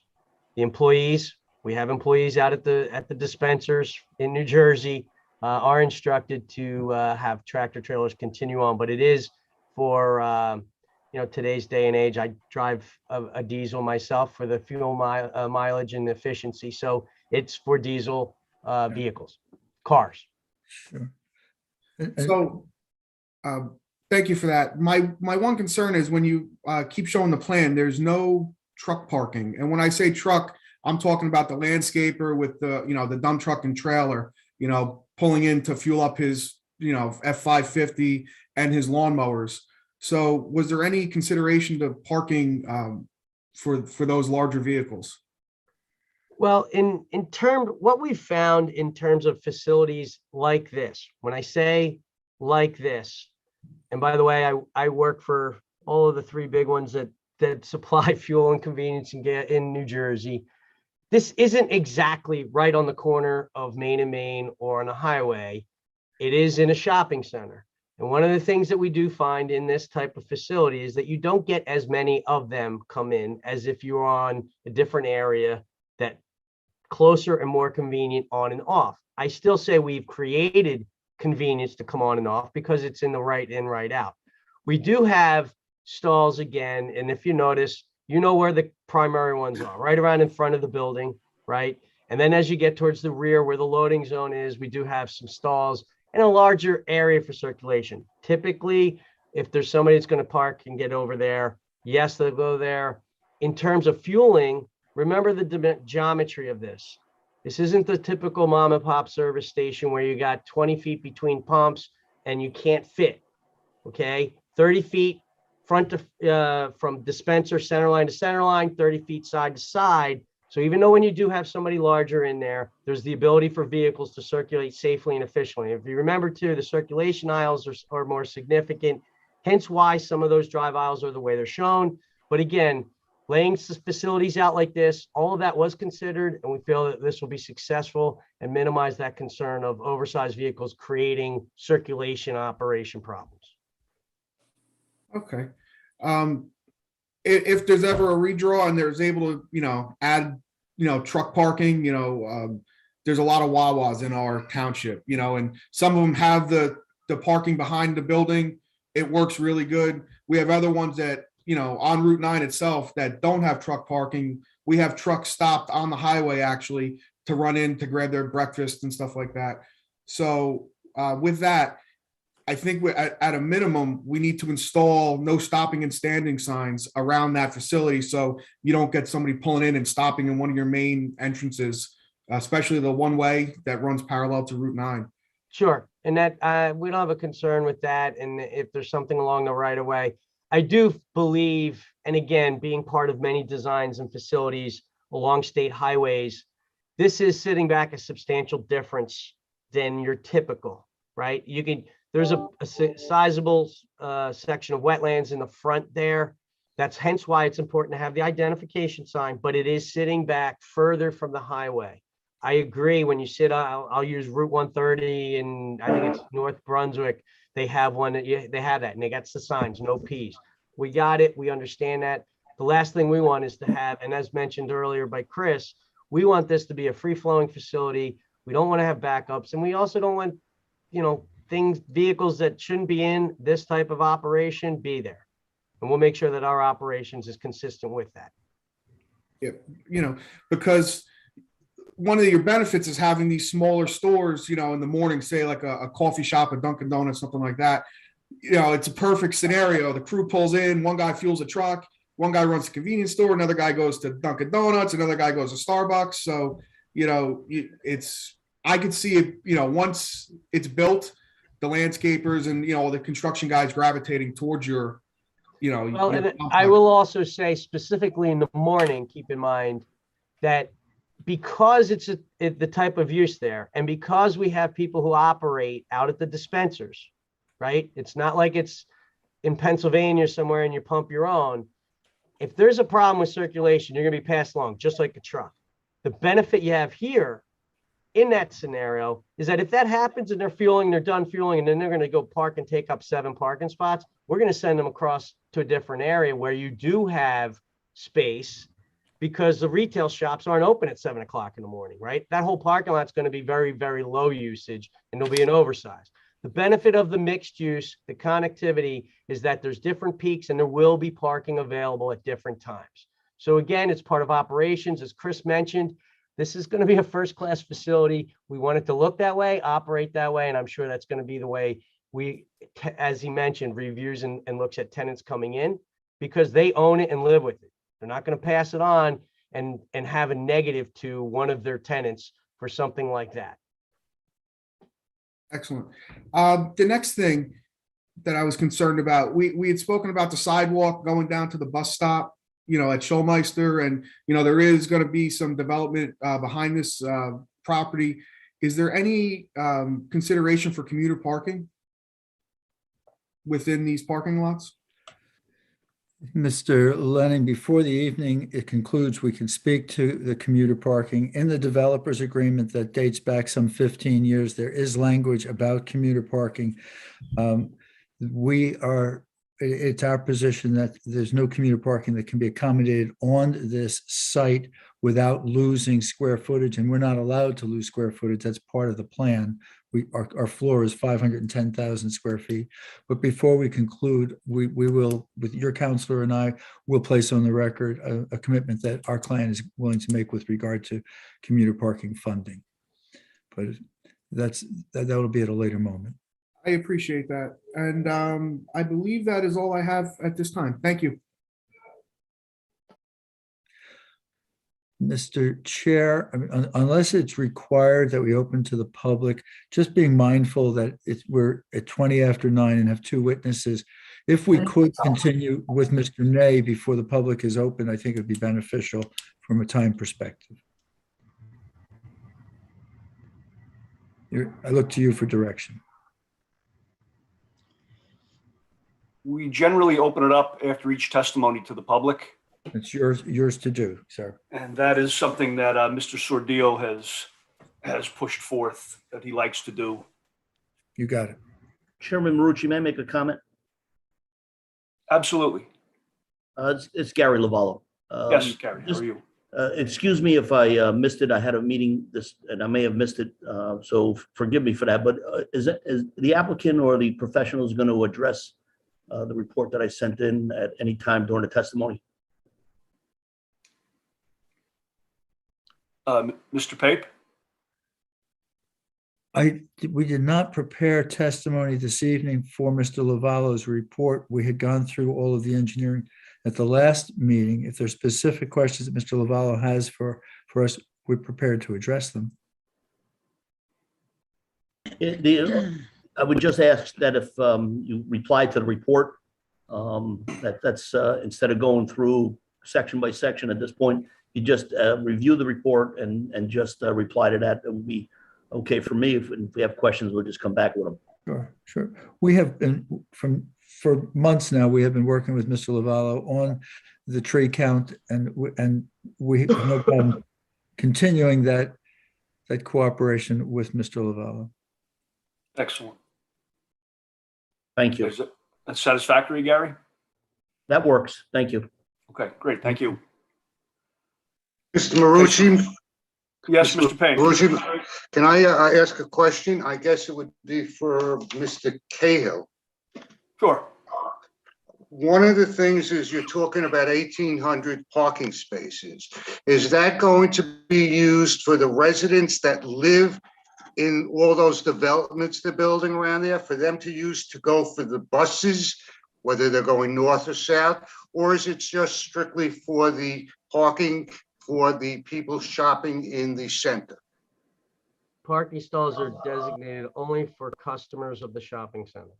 Okay, that's what I would have figured. But what are you going to do about all these people Have you taken into consideration where all the people that live in that community, it's going to be a humongous community, where are they going to be parking if they need to go to Route 9 and catch a bus, whether it goes south or north? Yeah. Has anybody in the township been aware of that even? Where are these people going to be parking? We do not have parking for them on our site. We believe we're on the wrong side of the highway. The commuter parking lots are on the north side of the highway, not on our side, but we do not create an on-site parking for commuters. Okay. Thank you, Mr. Pink. Okay, anyone else? Chairman Marucci, Yes, there was a memo issued by the fire chief as well, but I don't see Mr. Miller on the call. So should the board act favorably on the application, there be a condition that they work with the fire chief and address the comments. Okay. Yeah, and we're very I did speak with the fire official, Mr. Garrity, or actually the fire marshal, and we reviewed his 3 comments, and we will be working out his items. There's no concern on our side.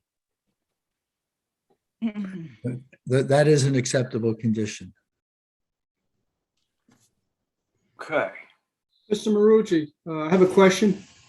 Yes, Mr. Lauer. Is it my understanding, are we going to be addressing Mr. Lavallo's memo tonight, or is it? I mean, I'd like to find out if he's going to be satisfied with the answers to his questions and his comments. Will that be happening tonight? Mr. Lau, we agreed that we will meet with Mr. Lavallo and address his concerns. We were not going to go through his memo this evening. Okay, so the answer is no. Okay. Well, no, it's yes. His concerns are going to be addressed, and Mr. Lavallo was amenable to that. Okay, but so my question, how will I know, or the board members know, that he's satisfied with whatever is addressed or his comments? I mean, me as a member and possibly a tree hugger would like to know that Mr. Lavallo is happy with the answers he gets. So how would I know that if it's going to happen after the meeting?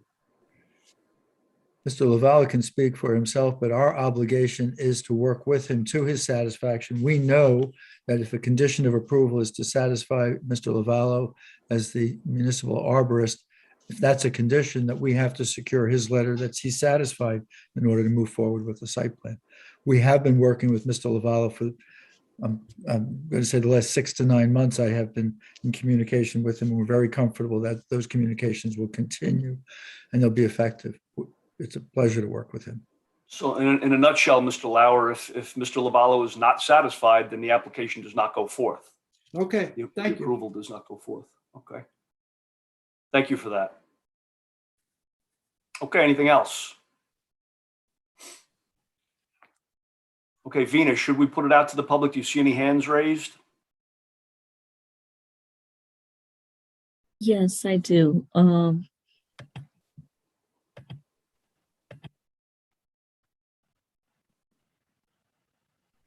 First raise hand, Nina Jaknovitz.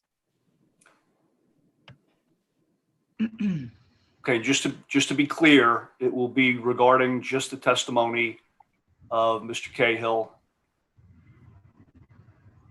Am I unmuted? Yes, Yes, you I are. can. Yes, we can hear you. Good evening.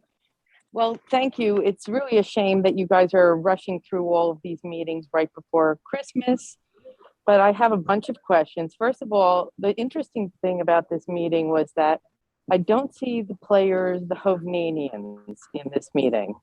And I'm kind of concerned that we're going to be putting up, I don't know, Dina, can you tell us how many houses the Hovnanians are putting in? $750,000 a house right around the corner? That they're going to have a bunch of fast food restaurants and an unnamed company which is going to use diesel, but they're not going to be able to use a gas station there. And what if we're not happy with the unnamed company in the 100,000 square foot building? I know the landlord says he's going to be a partner forever, and that's probably Frank Sauer from what I'm guessing, right? Is that correct, Mr. Cahill? Well, I'll take one question at a time. This is a project about retail only. And my testimony this evening was in regards to some additional signage and some additional sidewalk that we've added and some parking numbers. So none of those And the questions are board- relevant to my testimony. And if you missed the first meeting, I'm not sure why some of your questions are being asked. Well, because a lot of us did miss the first meeting. Obviously, if I didn't ask any questions prior, I've missed the first meeting. So I'm so sorry, Mr. Cahill. Was that Mr. Cahill? I apologize. I didn't catch your name. Yes, Mr. Cahill. Okay. So since I did miss the first meeting, and since none of us as residents are going to know who the 100,000 square foot thing is, I'm highly concerned as a resident that we even agree to an approval, whether it's a signage or added footprint of greenage. By the way, again, back to the diesel and the gas station, what are you going to do? You're going to put a 100,000 square foot building in there, and you're not going to allow the tenants to fuel up their trucks with diesel? That's correct. Oh, okay. So you're going to say, no, you're just a tenant, but you can't fuel here. That's That's correct. interesting. Mr. Robertson, could we have Ms. Jokowitz sworn? Could we have her name spelled and her address placed on the Yeah, record? well, my name is Nina Jochno. It's Jochnow. Yes. If you could have her sworn. Ms. Jokowitz, do you solemnly swear testimony you provide to the board this evening shall be the truth, the whole truth, and nothing but the truth? And could you please state your full name, spell your last name for the record? Nina Jochnowitz, and my name is spelled out all over the town since I ran for council, Ward 6. So Please you share it can on do the that. record. And JOCHNOWITZ.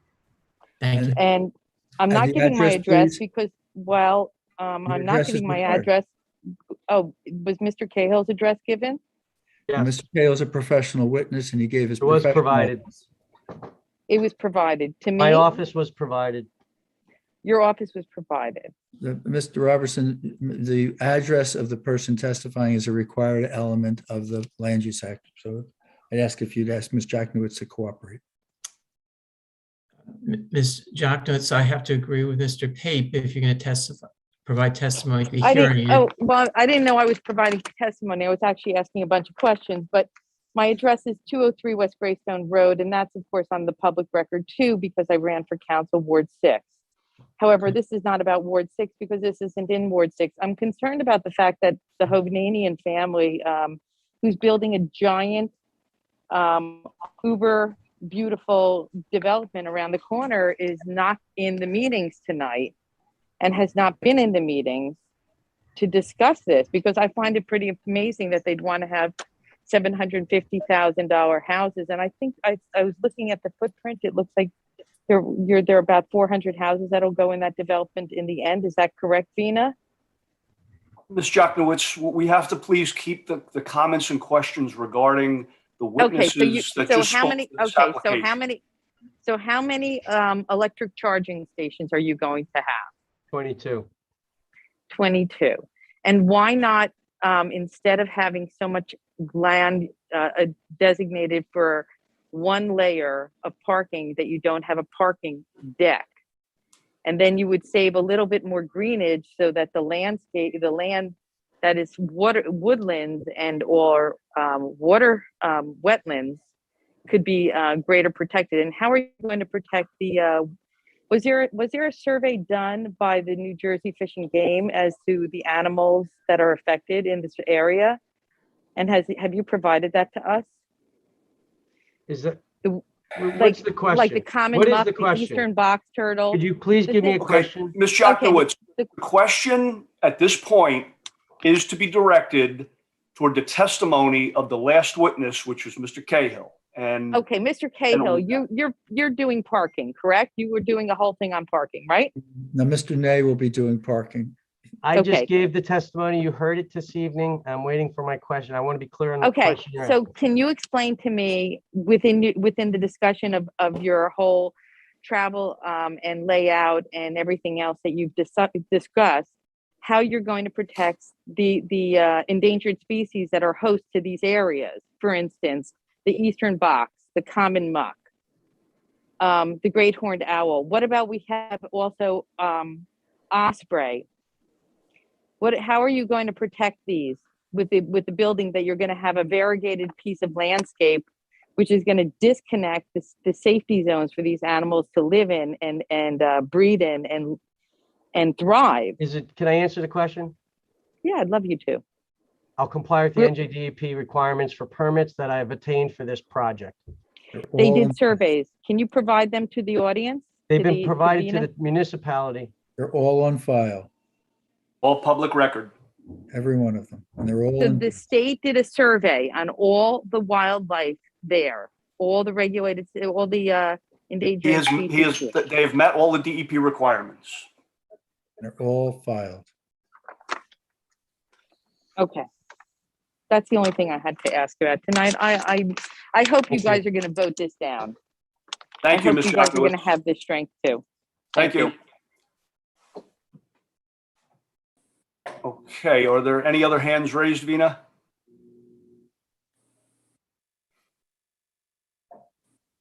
I don't see any hands raised, but I'm going to share the meeting information and give it a minute.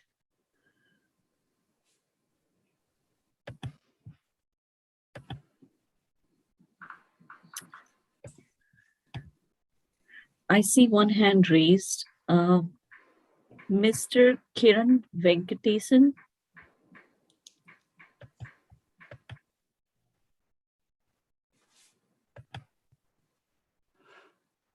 Hi, can you hear me? Yes. Hi, this is Kiran Venkatesan, living in 2163 Jordan Court, Mahwah, New Jersey. Mr. And, Roberts, if you could have him sworn. Sorry, I was muted. Mr. Venkatesan, do you solemnly swear testimony you provide to the board this evening shall be the truth, the whole truth, and nothing but the truth? Yes, absolutely. Okay. And again, could you please state your full name, spell your last name for the record? Sure. KIRAN VENKATESAN.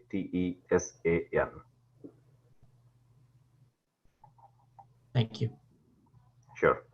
So I'm one of the upcoming residents in Old Bridge. I was, made aware of this project. I'm very excited about this. Especially, we are going to move in with our kids to Old Bridge Township, and like the other person mentioned, we're going to move into the Kevonian, especially. So one question, I watched the recording as well, so I have some context on this project. And my question on this topic today is, I heard about the sidewalks, and also they're going to be wide enough to have bikes, going as well. Will there be a sidewalk connected to the Kevonian community as well to come into the shopping complex, or there is no sidewalks from the community to here? So, yeah, I'll answer that in general, that we do have sidewalks along Schulmeister Road to the westernmost portion of our property. So there will be pedestrian connection. And then, as I mentioned, the Schulmeister Road cross-section includes a shoulder for a bike path into that community. I am not familiar with the cross-section as it continues deeper into the community, but maybe the township professionals want to add anything, but I do know you do have it along our frontage and back towards the residents. So, Mr. Chairman, this is Rakesh Darji. Yeah,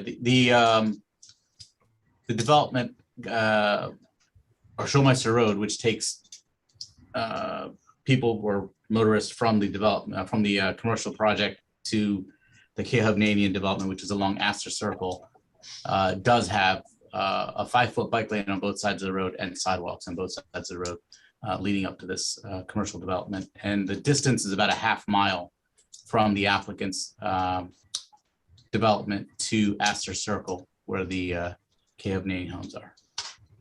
Okay, thank you very much, gentlemen. That was my first question. And the second question is about, I did hear about a bus stop to be placed in the corner of the Route 9 and the upcoming development. Do we know, will there be commute options, to take from there to the New York City? Or is it something of the local Old Bridge bus service or whatever? If I may, this applicant does not have any control over the placement of bus stops along the highway. Typically, that is between the municipality and the bus service companies. We're not involved in that. Chairman Marucci, I would just like to answer that. There is a commuter parking lot located in the northeast quadrant of the intersection of Jake Brown Road and Route 9. There are bus stops along Route 9 that take you on the northbound side that take you to New York City. Okay, thank you very much. That's all I have. Thank you. Okay, thank you, sir. Yes, thank you. Okay, if there's no other hands raised, and I know this is in the interest of time, we'll close the public portion for the testimony from Mr. Cahill. And then we will allow Mr. Pape and the applicant to move on to their next witness. Mr. Chairman, thank you. Mr. Henry Ney is our next witness, and Mr. Ney is a professional engineer. His area of expertise is in traffic. If we could have him sworn in, share his credentials, and we'll go to his substantive presentation. Mr. Ney, do you solemnly swear the testimony you provide to the board this evening shall be the truth, the whole truth, and nothing but the truth? I do. And would you please state your full name, spell your last name for the record? Henry J. Ney, N-E-Y. Thank you. Mr. Ney, if you could share with us your education and professional background. Certainly. I have a bachelor's degree in civil engineering from Rensselaer Polytechnic Institute. I have a graduate degree in traffic engineering and transportation planning from Yale University. I'm licensed by the state of New Jersey as a professional engineer.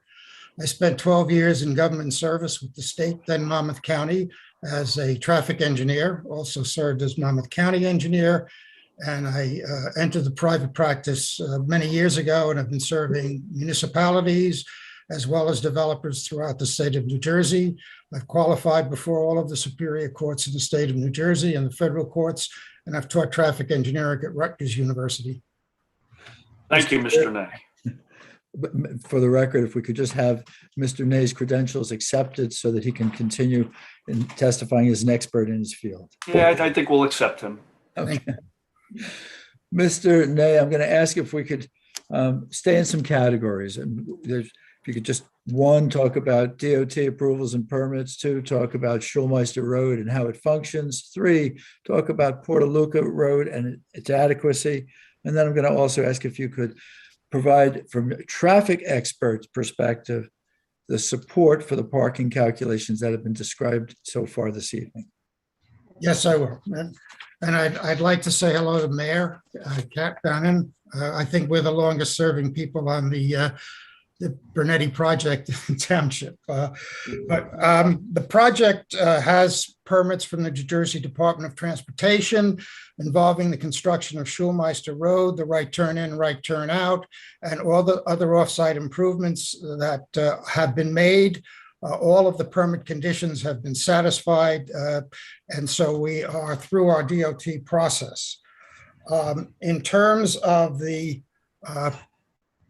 site itself and Schulmeister Road was designed as the primary means of access. It is a 4-lane divided roadway with sidewalks on both sides and bike lanes as been indicated. In developing Schulmeister Road and looking at the project itself, we looked at the proposed driveways, the intersection with Portaluca.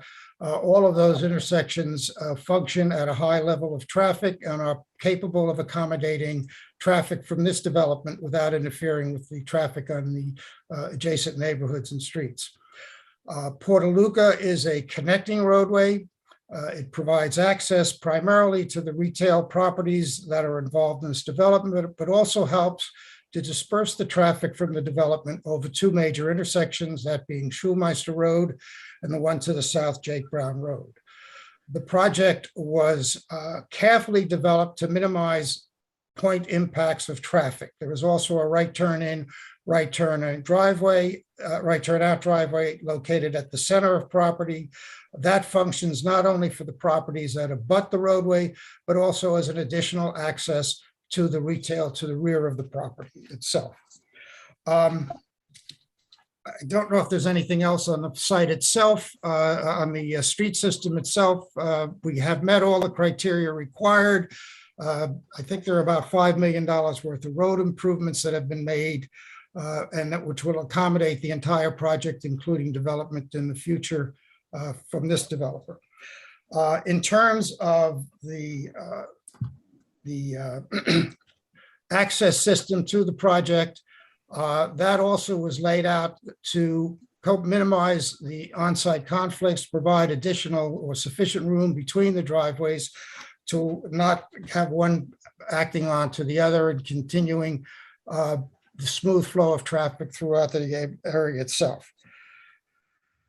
In terms of parking, which I think is the key element that I'd like to discuss this evening, I'd like to thank the township's professionals for doing 50% of my job on the parking. But basically, the parking variance is being asked is a result, I think, of older standards and not updating the local planning and zoning ordinances to accommodate modern development.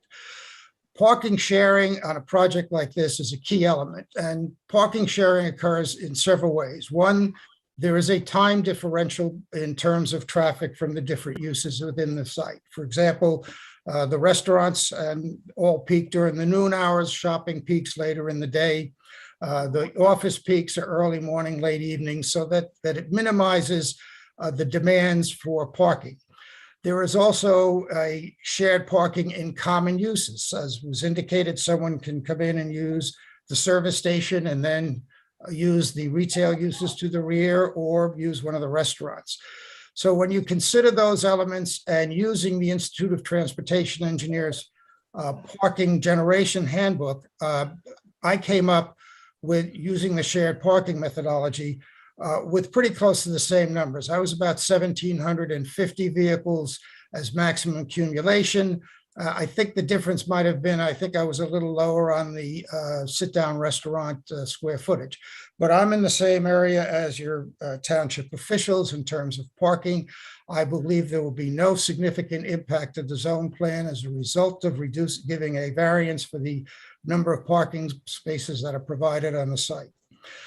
As far as truck access and circulation, the site is designed to accommodate the majority of its truck entries through Schulmeister Road.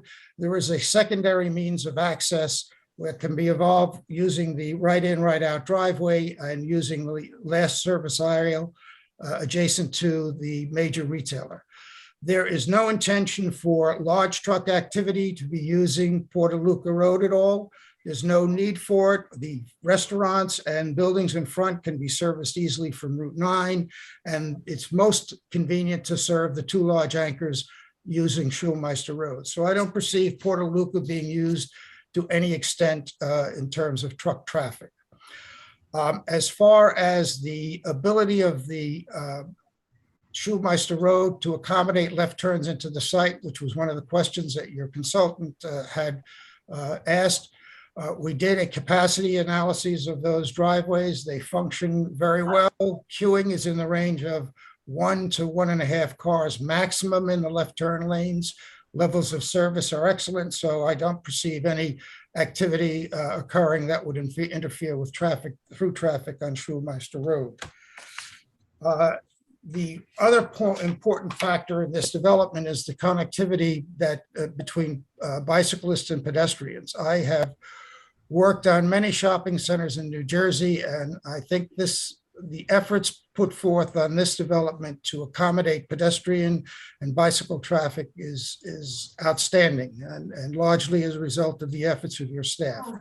But this site will function very well with pedestrian activity. The crossings are well marked. I think it's a very safe and well-designed development for the three types of activity, pedestrians, bicycle, and vehicular, that you have on site. So with those comments, I would answer any questions or expand on anything you might have, Mr. Pate. No, Mr. Ney, I thank you for your succinct but very, very solid testimony. Mr. Chair, that concludes the direct examination of Mr. Ney, and he is now available to the board members and public for examination. I do Thank you, want Mr. soon, we do have to give the court reporter 5 minutes of rest. So when you, perhaps just soon. Okay, after the questions to Mr. Ney, we'll take a quick break. That's very nice. Thank you. Okay, thank you. Okay, board professionals, do we have any questions for the testimony for Mr. Ney? So, Mr. Chairman, Brian Proska is our traffic consultant who assisted with the review of the traffic. So I'll defer to him to ask any questions, Mr. Ney. Okay, thank you. Thanks, Rakesh. Good evening, board, Mr. Chair. Just a few clarifying questions based on our review. I think Mr. Cahill had mentioned most of the technical items in our review under the traffic section you are amenable to. Is that an accurate statement? Yes. At this point, okay, great. And then in terms of Portaluca, your opinion is that it'll function adequately and it's appropriate as a 2-lane roadway for the uses that are intended and the the mix of uses that you'll see here? Yes, I think Portaluca is going to be a very directionally used roadway. Traffic from the south is basically going to enter via Jake Brown Road and then enter the driveways without actually conflicting with any of the traffic on Schulmeister coming in and entering driveways from this way. So you have a directional entry from the south, making lefts into the major retailers, and then you have a directional activity making rights. So there really are not going to be major cross traffic movements in this area. So I don't see significant friction at the turning locations, and we can provide you some estimates of the traffic if you desire. We do have the one major stop intersection, which is the right turn in, right turn out. But again, that's going to be limited to the use of Portaluca because you're picking up most of the inbound traffic from the north at Schulmeister and most of the southbound flow into the site from Jake Brown Road. So I think the right in, right out will primarily service the retail area fronting the highway with some spillover of cross traffic between the uses, but not major through traffic movements. But we will provide you those numbers to your satisfaction. I appreciate that. And just to get your opinion, expert opinion on some of the discussions earlier regarding the drive-through functionality, the way this is laid out, are you comfortable with the queue that's provided for those facilities and it'll operate sufficiently?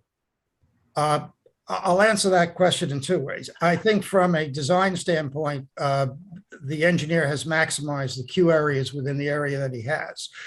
But the second element that I think is important, because there are users that can exceed queue lengths quite easily, and we've seen them.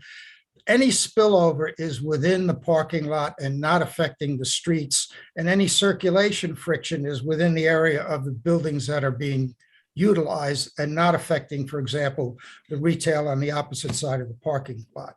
So yes, I'm satisfied that the amount of queuing they provided is in keeping with the standards that we try to apply, but I'm also sure that if there is any spillover, it can be accommodated on site without impacting off-site traffic or without hindering circulation in the other part of the parking lot.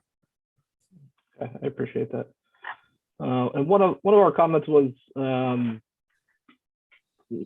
focused on transit and requesting potentially the applicant reaching out to NJ Transit to see if it's feasible to provide transit amenity through the site and potentially routing bus stops or a bus service through the facility. Is the applicant amenable to coordinating with NJDOT on that feasibility?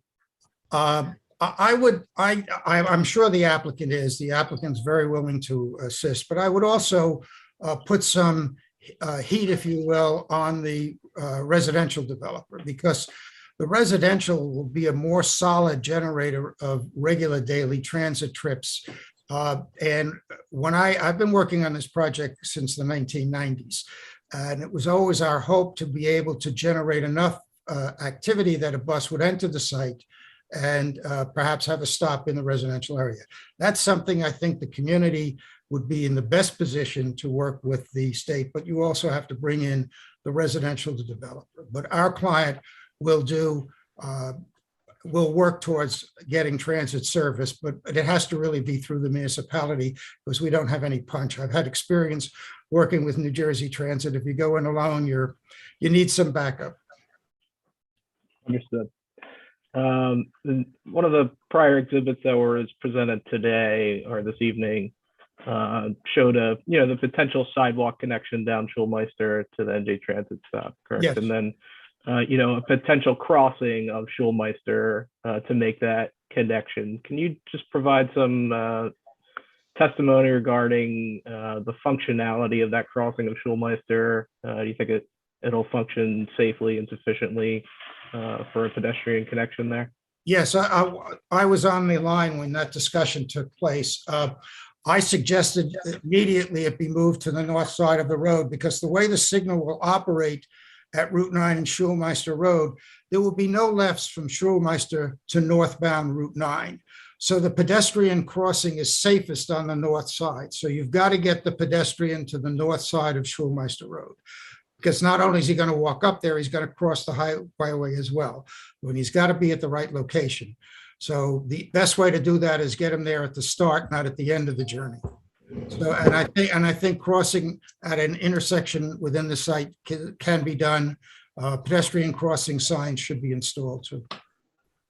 Okay, I appreciate that. I think the final comment I have or question for you is one of the recommendations in our letter was to provide a post-construction study, really focused at Schulmeister and Portaluca intersection. Once the site is operational and functioning, so that we can take a look and make sure that that intersection is operating appropriately and is sufficient and safe, and potentially monitor that for a future traffic signal if the warrants present itself. Is the applicant amenable to that recommendation? Yes, he is.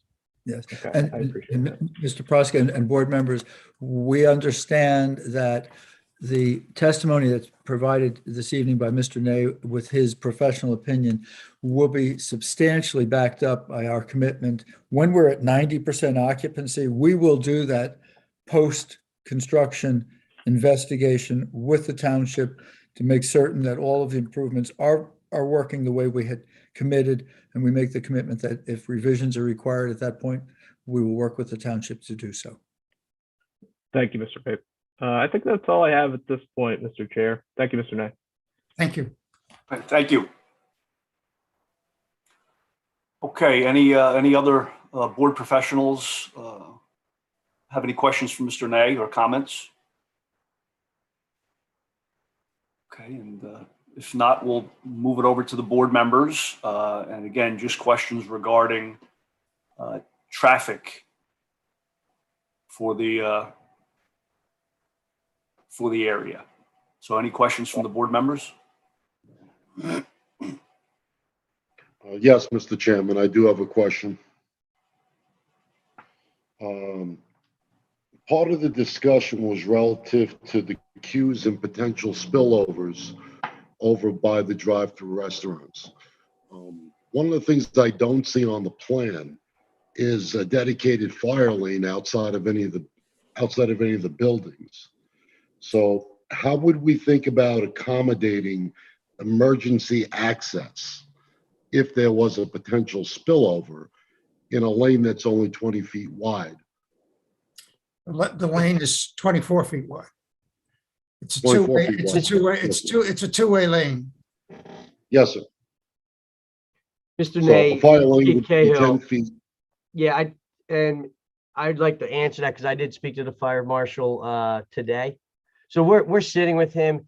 He looked at our aspect of our project and his letter of 11/29/21, and he didn't have any significant concerns there. And all of the final striping for fire lanes and identification of all fire department connections, we're going to provide to him to his satisfaction. And he did not have a concern with the layout of this. And obviously, it's our obligation to satisfy him and his 11/29/21 letter. And thank you for that, Mr. Cahill. But when we look at the truck route, which was part of the testimony, we don't see the ability for a fire truck to access. That's not indicated on the truck route plan. Obviously, you'd have to go down Pertaluca to gain access or come in on the right off of 9. But it appears to be challenging to get in front of the 3 buildings, and it may be building D, E, C, D, and F, or even more challenging to get in front of the buildings F through I. So has there been a study relative to emergency egress or access to those structures? Again, we've evaluated being able to provide adequate access for the fire department to this facility. We're sitting with him and we'll confirm with him that he is satisfied. I'd just like to add the radii provided and the road widths provided are sufficient for a fire truck. So from a mobility standpoint, there is nothing that precludes a fire truck entering and exiting the site. Through yes, sir. Yeah, I believe, and just to be clear, it's drawing C3112 that shows the truck routing along that site plan, but it did not indicate anything. That's why I'm posing the question. Those are delivery truck routings. That's not a fire truck routing. Yeah, understood. So I didn't see the fire truck because obviously essential access to those areas, right, for life safety is important. It's a primary objective. Well, understood. Thank you. That's it, Mr. Chairman. All right. Thank you, Mr. Renner. Appreciate it. Questions from any other board members?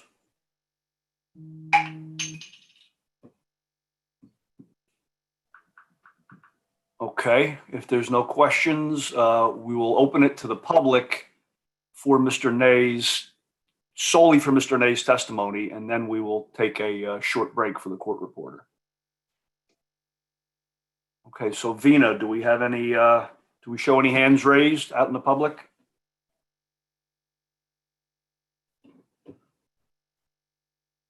No raised hands. No raised hands? No. Mr. Chairman, I have a quick question. I was muted at that point just before. Okay, Steve, let's just hang tight for a couple seconds. We'll close it to the public and then we'll get to your question.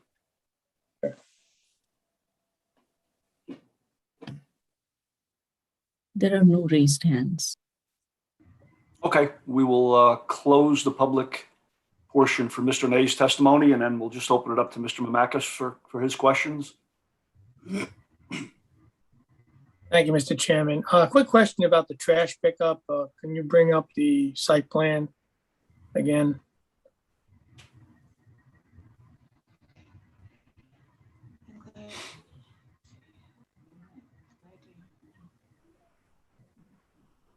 I see the, you zoom into the center of the lot across from the, I guess, the 14,000 square foot restaurant or retail spaces. The trash facilities are located within the parking lot?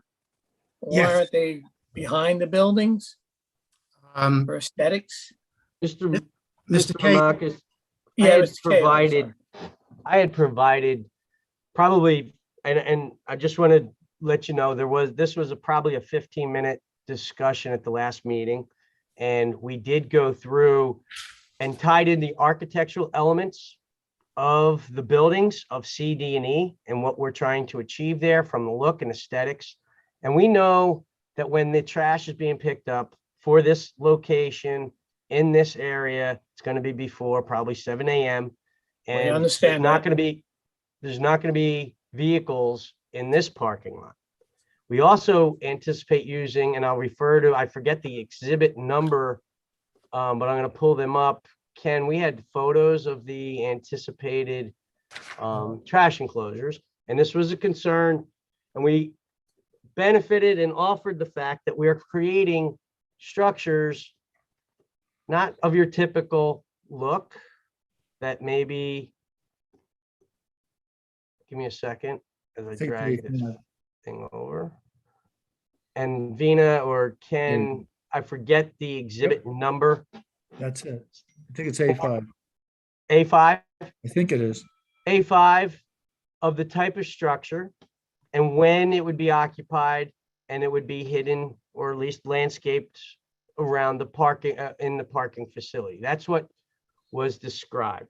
The reason being, and again, this operator and owner of multiple facilities in the Northeast, a couple specific in Metuchen and Bridgewater, New Jersey, also have buildings that have four sides, like referring back to building C, D, and E, where you have roads and pedestrians and circulation around all sides.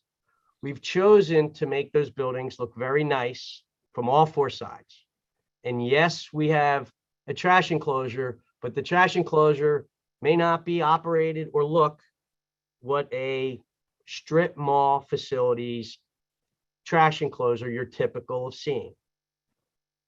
Chris described the type of operations this facility will have, that they own and operate and continuously, and are confident this will be operating successfully with the locations where we've chosen, and as well, from an aesthetic standpoint, be pleasing to the people who visit. The community of Old Bridge visiting this facility cannot be disappointed with what the parking lot looks like from a landscaping, maintenance, trash, all of those items, or their tenants will not be successful.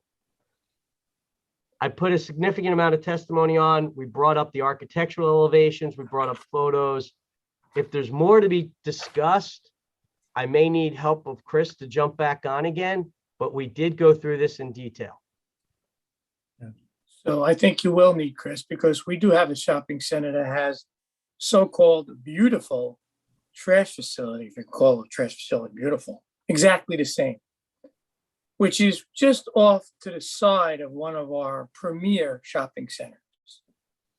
And that's with the doors left open during the day, pallets laying up against them.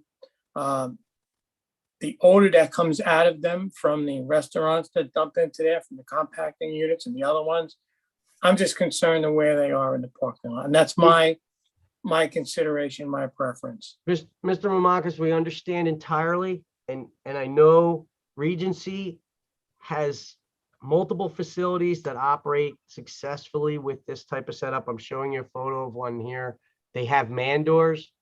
The only time the doors open is when the truck comes to pick it up in off hours, then they are closed. We understand. If it is unsightly, has odors, it's going to be unsuccessful for the tenants. It's going to be unsuccessful for Regency. There's a common goal with your I understand. and Regency to be successful. But I understand as long as it's on the record. I totally understand. I just wanted to, I was just looking at the locations of them, because I've Understood. seen that in one of our other centers. I appreciate it. I don't think there's no more need for, I just wanted to address where they were. So Thank you. you're welcome. Thank you.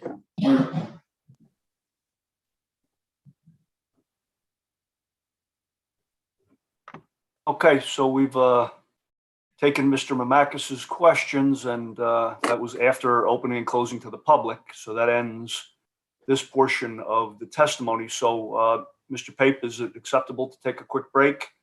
5 minutes. We'll be back with Allison, and we'll conclude our presentation, Mr. Chair. Okay, and you have one final witness? One final witness, our professional planner, to provide the planning testimony on the variances that have been discussed so far. Okay, so it is now 10:07. So we'll see everybody at 10:12. Perfect.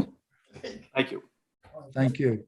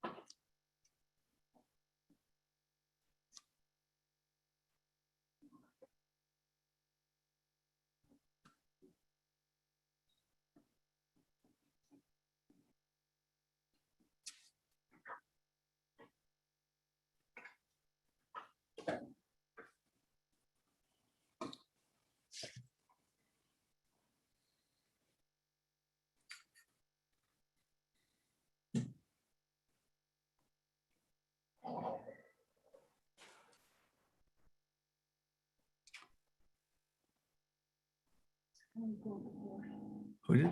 Okay, can we resume the meeting and call it back to order?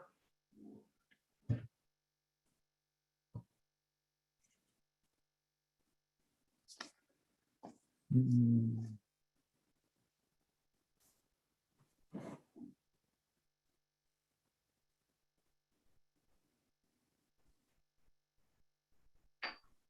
Okay, is everybody back on?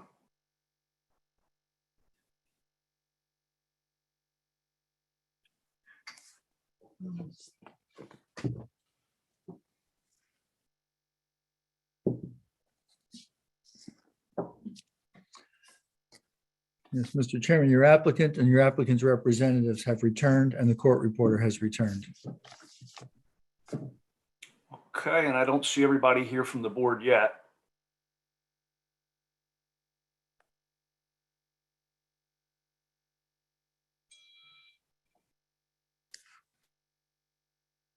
Okay, Mr. De Palma's here, Mr. Mamakis, Mr. Schmitz.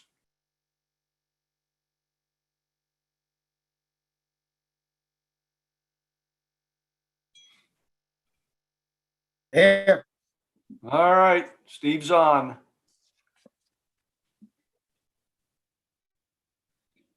Then I think Ernie is the only one that I see missing.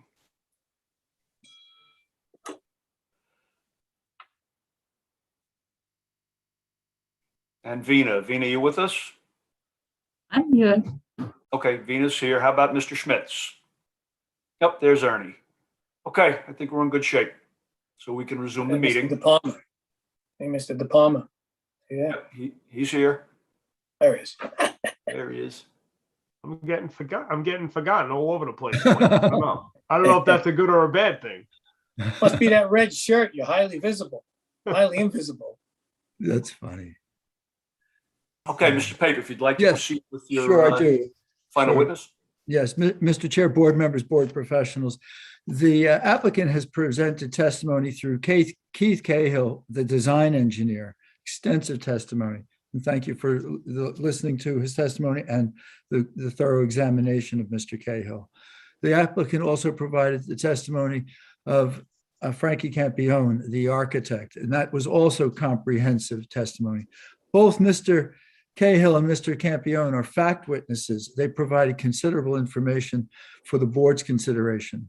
Mr. Henry Ney is similarly testified as a traffic expert, and he also shared considerable facts and as well as his opinion. The planner isn't a frequent flyer at a planning board, as planner is a frequent flyer at the zoning board. But in this instance, Allison's responsibility is to identify the planning basis for this board to grant the variance relief that the three witnesses have described to the board in detail.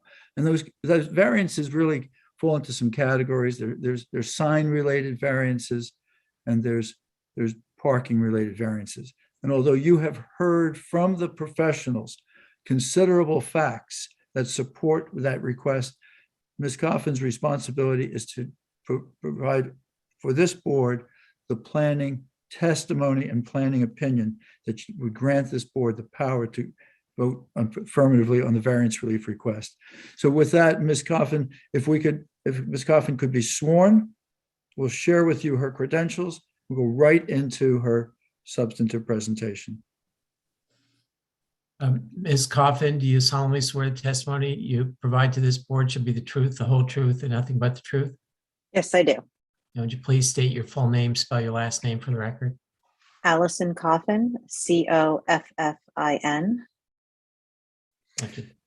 Ms. Coffin, please share with all of us your professional and educational background. Sure.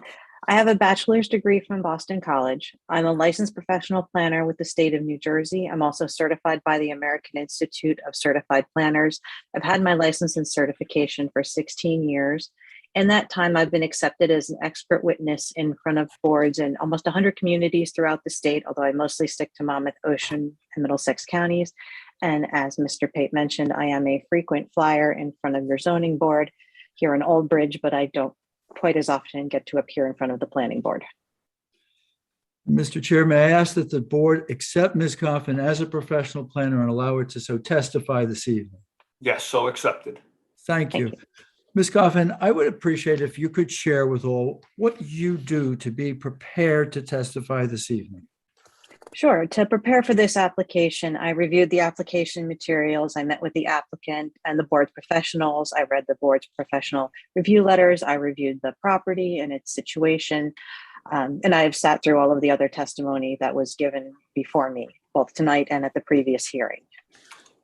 I'm going to ask if you would, in a narrative fashion, without my interruption, I'll try not to interrupt you, narrative fashion, if you could take us through the categories of variances, and if you could present your findings on each of those categories so that your testimony will remain organized through its conclusion. Sure. The site that we're looking at tonight is a 48.55 acre parcel. It has nearly a half mile of frontage on Route 9 southbound, running from Schulmeister Road to Jake Brown Road. And the site is part of the Oaks at Glenwood General Development Plan. The applicant before the board this evening proposes amendments to the approved site plan for a commercial component of that general development plan. The project is being reviewed under the 1983 Land Development Ordinance, which governed at the time of the original approval, but which is outdated with regards to parking and signage and not appropriate to apply to a modern retail development. As a result, the proposed amendments to the site plan do create variances for parking and signage. As the board's professionals point out in their memo, the requirements of the 1983 ordinance as it relates to parking are outdated. The strict requirements of the ordinance would be a parking supply of 2,204 spaces, but the applicant is following the board's professionals' guidance to use the ITE as a more appropriate standard for parking. Therefore, a parking supply of not less than 1,820 is proposed. This is more consistent with the ITE and the Urban Land Institute standards for a mixed commercial center with shared parking. And the adequacy of the supply has been confirmed by both the applicant's traffic expert and the board's professionals, and I agree with their conclusions. The variances for parking can be granted under the C2 standard, which is appropriate when the purposes of the municipal land use law are advanced by the deviation of the ordinance requirements, and the benefits of the deviation substantially outweigh any detriments. The applicant here proposes a parking supply which is adequate to support the proposed development. Providing a complying level of parking would greatly exceed the actual needs of the site and would result in an improper use of land by paving far more of the site than is necessary. The proposed site plan, which incorporates an appropriate level of parking, accounting for shared use of this parking supply between uses with complementary peaks, is a more effective and efficient use of land. Therefore, this variance supports several purposes of the municipal land use law. Purpose J, which is to promote the conservation of historic sites and districts, open space and energy resources, and valuable natural resources in the state, and to prevent urban sprawl and degradation of the environment through improper use of land. And Purpose K, to encourage planned unit developments which incorporate the best features of design and relate the type, design, and layout of residential, commercial, industrial, and recreational development to the particular site. And Purpose N, which is to encourage coordination of the various public and private procedures and activities shaping land development with a view of lessening the cost of such development and, more importantly, to the more efficient use of land. So the public benefits of the variances for parking include paving only that amount of land which is necessary to support the commercial center rather than paving an excessive amount. This allows for a better ratio of taxable, usable space to parking surface. It decreases the area of pavement that produces runoff. It decreases the amount of asphalt that's needed for both the initial construction and for the continued maintenance of the parking lots. And it provides less parking surface area to absorb heat. This parking lot also includes 22 electric vehicle charging stations. Now, the township adopted an ordinance in July, which would allow for every EV charging station to be counted as 3 parking stalls. And although this statute is not applicable to the site, as it was adopted after the application was deemed complete, this is consistent with state guidance for this type of space. And while the applicant is not taking credit for these, those proposed 22 EV charging stations would provide a public benefit that would, if the statute applied, count as 66 spaces. It's my opinion that there's no detriment to the variances as they relate to parking. The proposed parking supply is appropriate for this use, as is demonstrated by the ITE standards relied on by both the applicant's professionals and the board's professionals when reviewing this application. The number of proposed for purposes of the variance, 1,820, is the minimum number of spaces that would be provided, though the actual number is likely to be a bit higher. This minimum allows for the applicant to have some room to make minor administrative adjustments to this large center in the future as tenants are determined without requiring full amended site plan approval. So it's my opinion that the benefits of this variance substantially outweigh the detriments. Moving on next to signage. As with parking, the board's professionals point out in their memo that the 1983 ordinance for signage is not appropriate to apply to the center. The older ordinance did not anticipate this type of multi-tenanted, mixed-use, large-scale retail center with such a large amount of frontage on a high-speed highway and with multiple entrances on more than one frontage. Applying this older ordinance to the proposed new center requires a number of variances for freestanding, building-mounted, and other types of signs which were not anticipated in the ordinance, including the proposed painted murals, which are part of the applicant's plan to provide a high-quality sense of space for this project, and the signage for the drive-through spaces. The specific variances for signage are laid out in detail in the board's professionals' reports, but they fall generally into three categories. The first is for freestanding signage. The applicant is proposing multiple freestanding signs along two frontages that require relief for the number, size, and a setback. This includes the primary site identification sign, secondary signs, and a required gas station sign. These variances can also be granted under that C2 standard.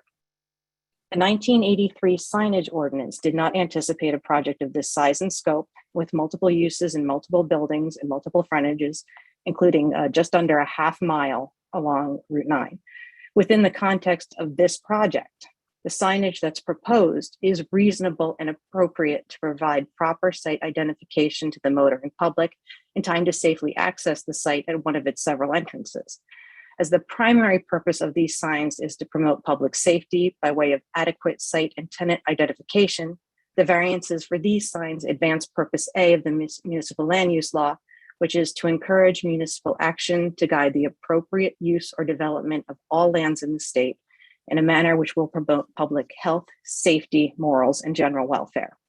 So the public benefit to the variances for the freestanding signs includes the proper and appropriate site identification, which promotes public safety. It's my opinion that there's no detriment to these variances. This site has a very long frontage on Route 9.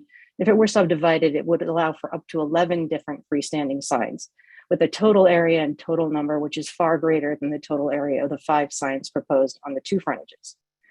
The signs that are proposed are well spaced out and they're scaled properly to the size of the commercial center, and they're consistent with the size of signs for other large commercial centers in the area. So it's my opinion as there's no detriment, the benefits of the variance substantially outweigh the detriments. The second group of signs relate to those drive-through spaces. The applicant is requesting variances to allow for the menu boards, entrance, and canopy signage for the 4 potential drive-through tenants. The exact tenants are not known at this time, so the applicant is requesting this relief within a standard template for those restaurants or other drive-through spaces, showing the maximum number and sizes which may ultimately be installed to avoid needing to come back to the board up to 4 times in the future for these tenants once they're determined. The signage proposed is consistent with the typical drive-through signage and would be adequate to accommodate the possible future users of these spaces. And these variances can also be granted under the C2 standard. The signage template provided for these 4 tenant spaces is typical to drive-through restaurants and is required for these uses to function. The variances to allow for these signs, which allow for the appropriate use of these spaces to thrive, advance purpose G of the MLUL, which is to provide sufficient space in appropriate locations for a variety of agricultural, residential, recreational, commercial in this case, and industrial uses and open space, both public and private, according to their respective environmental requirements in order to meet the needs of all New Jersey citizens. The public benefits to this group of variances include supporting the needs of these drive-through spaces so that they can function well for the citizens of Old Bridge and to others who come to these restaurants or other tenants that may occupy these spaces. The past 2 years have taught us that a drive-through restaurant model is more than just a convenience. It's a business model that functioned well during the pandemic, And I would not be surprised to see more businesses moving towards drive-through functionality in this future. I have heard of a florist down in Florida, for example, that began selling plants through a drive-through model during the pandemic. The ability of this site to accommodate for such tenants with appropriate and necessary signage to support them will likely enhance the viability of this commercial center and provide better and more varied services to the public through future public health crises. It's my opinion there's no detriment to these variances. The signage that's proposed for these spaces is consistent with typical drive-through signs, and it's appropriate for this type of tenant space. They're not excessive in size or number and will not create clutter, and therefore the benefits of these variances outweigh the detriments. The last group of signs are the wall-mounted signs, and that includes the gas station canopy signs, which are mounted on the canopy. The applicant is requesting variances related to the building mounted signs, including signs identifying individual tenants, canopy signage for the gas station, and large murals on some of the buildings, which are being treated as signage for the purposes of review and approval, but are more like an art installation than signage, as they add to the sense of space rather than identify or advertise tenants in the space. These variances can be granted under the C2 standard as well. The signage provided allows for identification of the various tenants throughout the center, all from the outside roads and from Porta Luca and other internal circulation drives, helping the public identify their destination within the site more easily from multiple sides of the building where the roadways circulate around the buildings when appropriate and necessary. The murals are aesthetic features which enhance the visual environment of this development. The variances to allow these building mounted signs advance the purposes of the municipal land use law, purpose A, which is to encourage municipal action to guide the appropriate use or development of all lands in the state in a manner which will promote the public health, safety, morals, and general welfare. And purpose I, to promote a more desirable visual environment through creative development techniques and good civic design and arrangement. The public benefits to these variances include providing identification of the various tenants from within the center and from adjacent roadways and the interior circulation drives, and enhancing the sense of space for the center using murals to promote a cohesive and desirable visual environment. There is, in my opinion, no detriment to these variances. The retail tenant identification signs are not excessive in size or number and will not create visual clutter. The murals, though technically oversized for signs, are art installations that enhance the visual character of the development, not traditional signs. And the gas station canopy signs are a standard feature on gas station canopies, and the size, which I believe was 24 square feet on the plans, is scaled to the size of the canopy proposed. The benefits of this variance, therefore, also substantially outweigh the detriments. And the last test for variances is related to the potential impairment of your master plan and zoning ordinance. I'm going to just treat them all together in this respect. All of these variances that have been requested tonight would not impair the intent and purpose of your master plan or zoning ordinances. The uses that the site will be developed with are permitted and appropriate. The ordinance in question that we're looking at is from 1983, and it was never intended or designed to manage or control a modern commercial center of this scope. As it relates to signage, I agree with the board staff that the signage standards in this ordinance were not written to accommodate a large commercial center with multiple tenants and uses, and that the variances the applicant is requesting are necessary to provide adequate visibility and tenant identification for this development. As to the parking, I also agree with them that the 1983 land development ordinance is outdated and does not properly account for a mixed center that can support a shared parking arrangement. Use of this ordinance would result in excessive pavement rather than appropriate and efficient site design. So while the variances at face value appear to contradict the ordinance, the intent of providing appropriate and effective levels of parking is met. And with signage, the intent of providing appropriate and aesthetically pleasing signage without creating visual clutter is also met. So for those reasons, it's my opinion that the variances that are being requested tonight have been supported by the facts presented to the board. Ms. Coffin, thank you. And thank you for your succinct presentation. Mr. Chair, we look to the board members and board professionals if there are any questions of Ms. Coffin's testimony.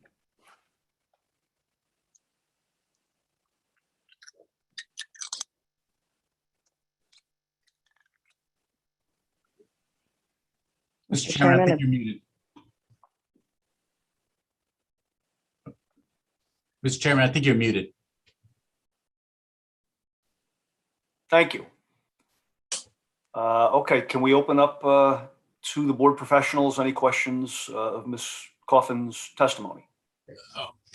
Tim Kalani here. I just want to say that the applicant's professional planner did a wonderful job of listing all the positive criteria for the parking variances and the sign variances, and she identified the reasons why they're necessary. So we concur. I mean, many of the reasons she gives are listed in our memorandum. So obviously we support her testimony. And we also agree with her testimony that there's no obvious detriments to granting the variances for parking and for signage. Mr. Chairman, I do have two things. One is just a point of correction in our review memo. We mistakenly noted the gas canopy sign area as 22 square feet. The applicant is actually proposing 24 square feet. So we'll obviously make that correction on future memos. And then the second item, and maybe Ms. Coffin may have provided this testimony, and it's getting late in the evening, I may have missed it. Could you, Ms. Coffin, could you just give us a little bit of context from a planning standpoint with regard to the dynamics of a mixed-use shopping center when it comes to offsetting peaks and shared parking? And we've already had some testimony from me, Mr. Cahill, and Mr. Nye and Ms. Savant about that, but maybe you can offer a little bit on that just to put a ribbon on it. Sure, I don't have much to add because I think it was well covered, but yeah, it's fairly well established that a facility such as this with a variety of different tenants can have a shared parking arrangement, like where you have the office use that's more busy during the day and restaurants that are peak during the evening. There's no need to provide more parking when they can share a space. So in your experience, a shopping and in other projects you worked on and past experience, a shopping center of this type can be adequately serviced with a parking supply of about 1,820 parking spaces? Yes. Thank you. Mr. Chairman, I don't have anything else to ask Ms. Coffin either. I'll defer to Vina for any further questions. Okay, thank you, Mr. Dorji. I don't have any further questions. Just to elaborate on Ms. Coffin's comment, I know in the past we have numerous discussions about restaurant use, and I just want to point your attention to the fact that when calculating these numbers, we did try to differentiate between fast food drive-through restaurants and fine dining, because they too have different peak times, and fine dine restaurants are typically busier in the evening, and that's where the shared parking analysis plays into picture when you look at the overall parking. But now, since we know that there is a cap, there is 10,000 square feet of fast food restaurant, 20,000 square feet of fine dine restaurant, I think the shared parking arrangement works really well.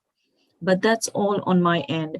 I don't know if this comment is for Ms. Coffin, but I just want to point out, and maybe I missed it, or probably I mentioned it in the last meeting, but I just want to be covered since the site rendering was flashed on the screen multiple times. Should the board act favorably on this application, we would like to work with the applicant on the landscaping plan. I see a few spaces where there is room to improve or add some landscaping.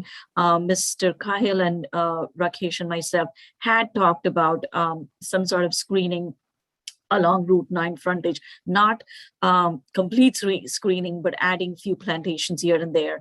So we would want to finalize that when we go through the compliance review process. And I can respond on behalf of our applicant, Vina. Your landscaping comments, as well as Mr. Lavallo's landscaping comments, we are prepared to meet with you and to address them. We know that the plan will be better designed when your comments are incorporated into the final design. Thank you so much, but that's all on my end. Okay, thank you, Vina. Okay, if there's nothing else from any of the board professionals, I'll open it to the board members.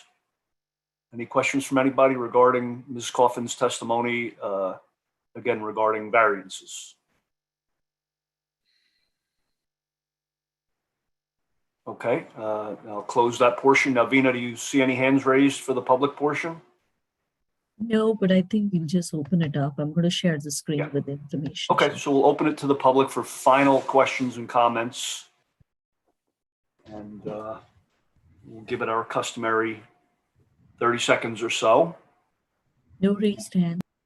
No raised hands, okay.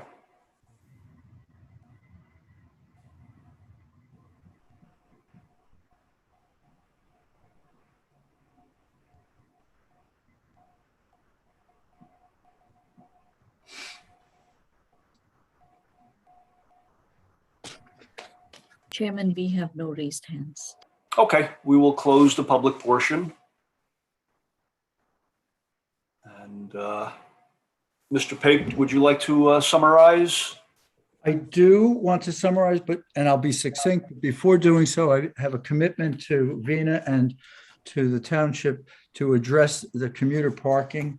There is language in the developers agreement for this project. That developers agreement, which was entered into between the Township of Old Bridge and the Oaks Development Corporation on September 28, 2018, indicates that the commuter parking lot shall be finalized at the time of the amended preliminary and final site plan approval.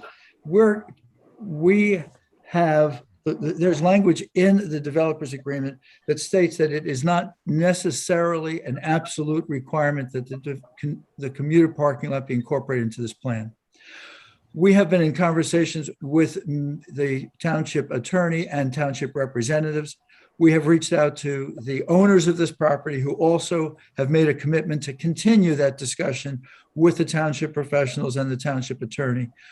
Our client does not acknowledge that they have a responsibility to have an on-site commuter lot. We're not disputing it. We just don't acknowledge that it is our responsibility. I believe that the language of the developers agreement is not binding, but our client is prepared as a floor commitment to the township to fund $150,000 towards commuter parking facilities.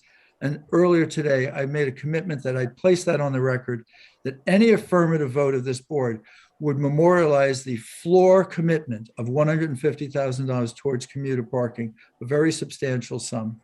And further, that we would agree to continue the discussions with the property owner joining us in conversations with the township to come to a mutually agreeable arrangement for how commuter parking will be addressed.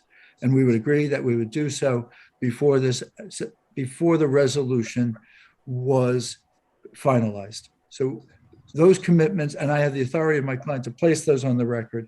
I want to make sure that they were on the record before going to the summation. And Ms. Sawant, I would only ask if you could confirm that the representations that I've made are consistent with the commitments that were made this afternoon.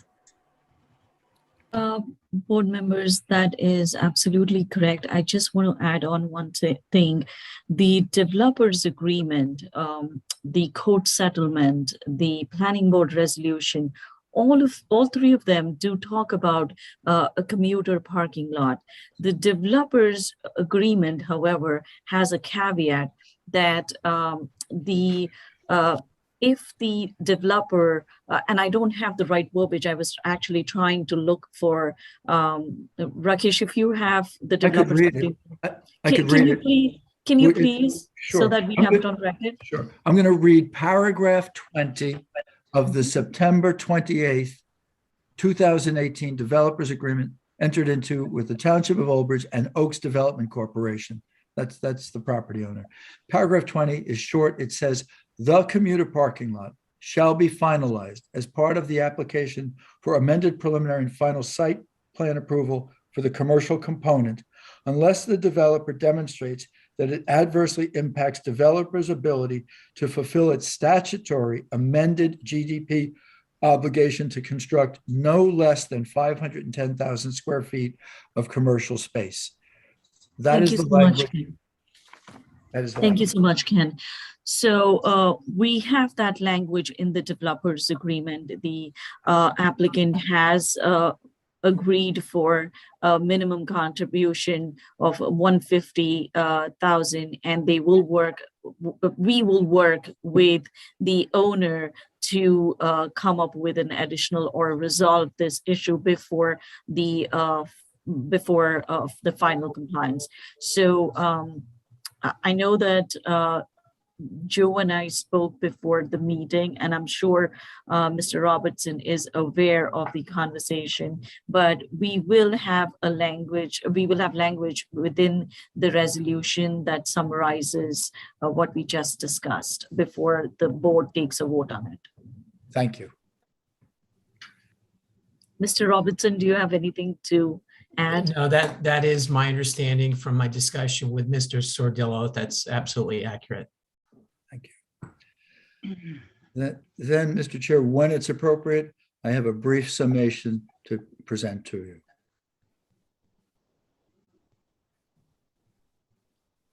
I think it's an appropriate time now for your summation. Very fine. I'm going to begin with this statement. I trust that every board member and all of your professionals can feel the commitment that Regency is making to Old Bridge Township. You can feel the commitment that they are making to your professionals in the manner in which they address them. You can feel the commitment from the quality of the professional witnesses who presented this application to you this evening. The intention is to bring a first-class, world-class project to the Route 9 corridor in Old Bridge. You heard that only one project in the United States was on the table as Regency went through the pandemic. All the others were abandoned. This one, they remained 100% focused. And I think most important, and it was just a few words from Chris Widmeyer, this company builds to hold. They build high quality projects and then stay on site. They are operators. You heard a lot of testimony and a lot of commitments about how the facility would be operated.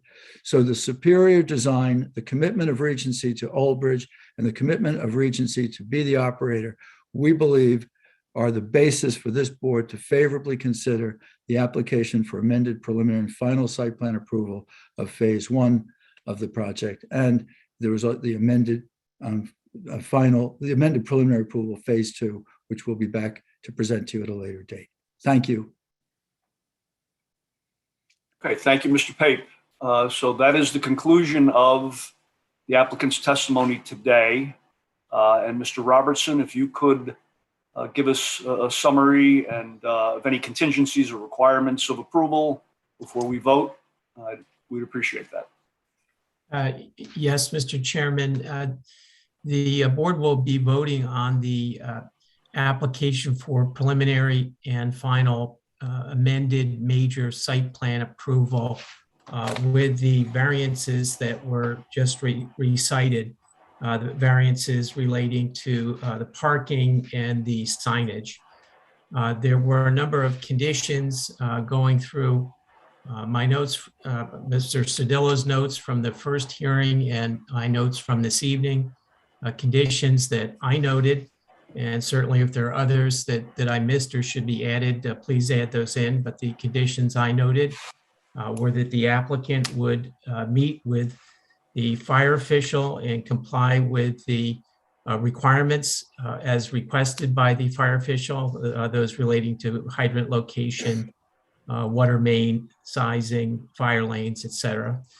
That the applicant would work with the township landscape architect to reasonably address the comments in the landscape architect's reports. The applicant would reasonably address the comments in the township professionals report, in particular, those comments relating to grading, stormwater, drainage, and utilities. The applicant will be installing the 22 electric vehicle charging stations, and also an additional 53 conduits will be provided. The applicant agreed to provide a cross-access easement for future access to lot 4.12, and that they will work with a future developer of that site to integrate the site into this development. There was just this now discussion of that condition 20 of the developers agreement. The final wording will be reduced to writing in the final resolution if this approval is granted. But as you heard, there would be a floor commitment of $150,000 toward the commuter parking lot, and that will work with the township officials and the owner of the property. The applicant did agree to grant Title 39 authority with regard to the parking to the township for enforcement. The applicant would work with the board professionals to finalize the landscaping plan. That the applicant would, to the extent possible within its ownership capability, it would work with the professionals to construct the sidewalk to the bus stop, and in any event, provide bonding for those areas for future installation to the extent possible. Additional sidewalks, again, that there was an updated sidewalk for pedestrian circulation that was shown on the plans tonight.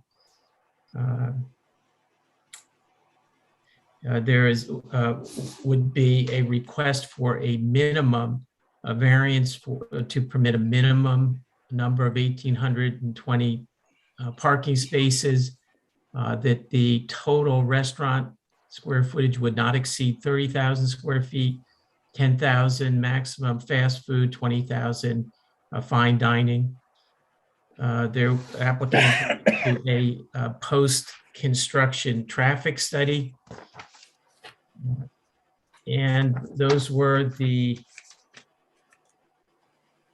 conditions I noted. If there are any to be added, certainly. How about Mr. Lavallo's recommendations? I'm sorry, I meant to include that. Mr. Lavallo's recommendation that the applicant would work with Mr. Lavallo to satisfy, to his satisfaction with the comments and concerns in the arborist memo. Okay, anybody else have any other conditions to add that they may remember? Mr. Chairman? Yes. Just a few things. With regard to the post-construction traffic study, I think it would be appropriate to include in the resolution that the applicant would perform that post-construction traffic study and also commit to working with the township and paying their share of whatever improvements may be required, should they be required as a result of that traffic study. And then just as a point of clarification, this is a amended preliminary site plan for the commercial portion, but it's final only for phase 1 of the development. Thank you. Oh, one more thing. I believe the sidewalk on Shoemeister would be an 8-foot wide sidewalk.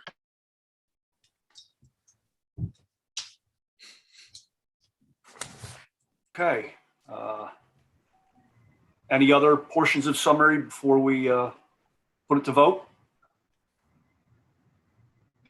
Okay, so based on Mr. Robertson's summation, do I have a motion?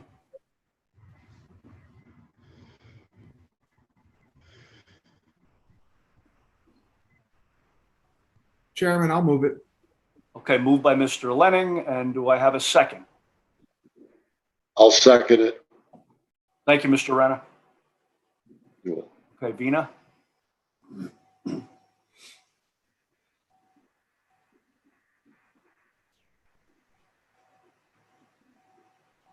Mr. De Palma, Yes. Mr. Renner, No. Mr. Lauer, Yes. Mr. Mamakis, Yes. Ms. Cannon, I am voting no because I disagree with two of the usages, the amount of fast food and entities and the gas station. I think these type of facilities are not indicative of a quality shopping center that has long been planned for this very desirable site. Mr. Schmitz, I've been waiting 20 years for the commercial portion of Oaks. I vote yes. Mr. Lanning, Yes. Mr. Pink,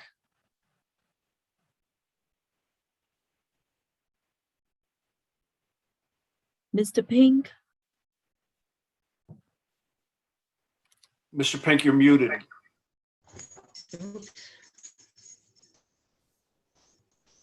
No. Chairman Marucci, Yes. Mr. Petty, Yes. Mr. Garcia. Yes.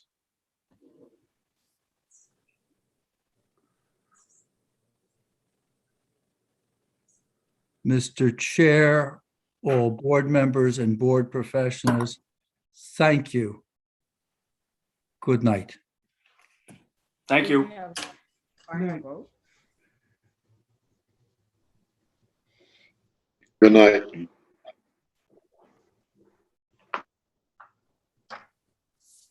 Good night. Chairman Marucci, we need to take a vote to adjourn. Yes, we do. Could we have the final vote, please? Yes, I would like to hear that as well. We have 6 yes and 3 no's. We have both alternates with a yes.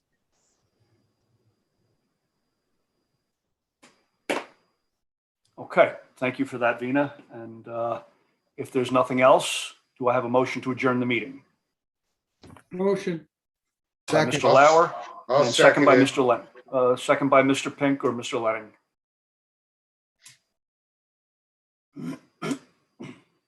Mr. De Palma, Yes. Mr. Renner,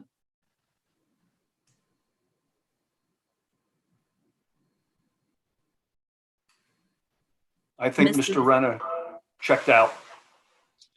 Mr. Lauer, Absolutely, yes. Mr. Mamakis, Yes.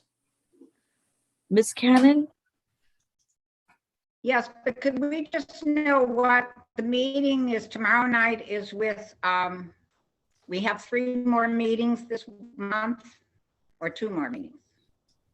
we have 3 special meetings scheduled. The first one being tomorrow night, the second one on the 13th, and the third one on the 15th. Okay, and we're going to get all the information that we need for those meetings? Yes, all the application material has been posted on the township's website. So you can review the material online. And as we get our review letters, we will be sharing it with you.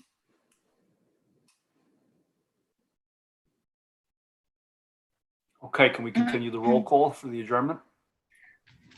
Mr. Schmidt, Yes, to adjourn. Mr. Lanning, Yes.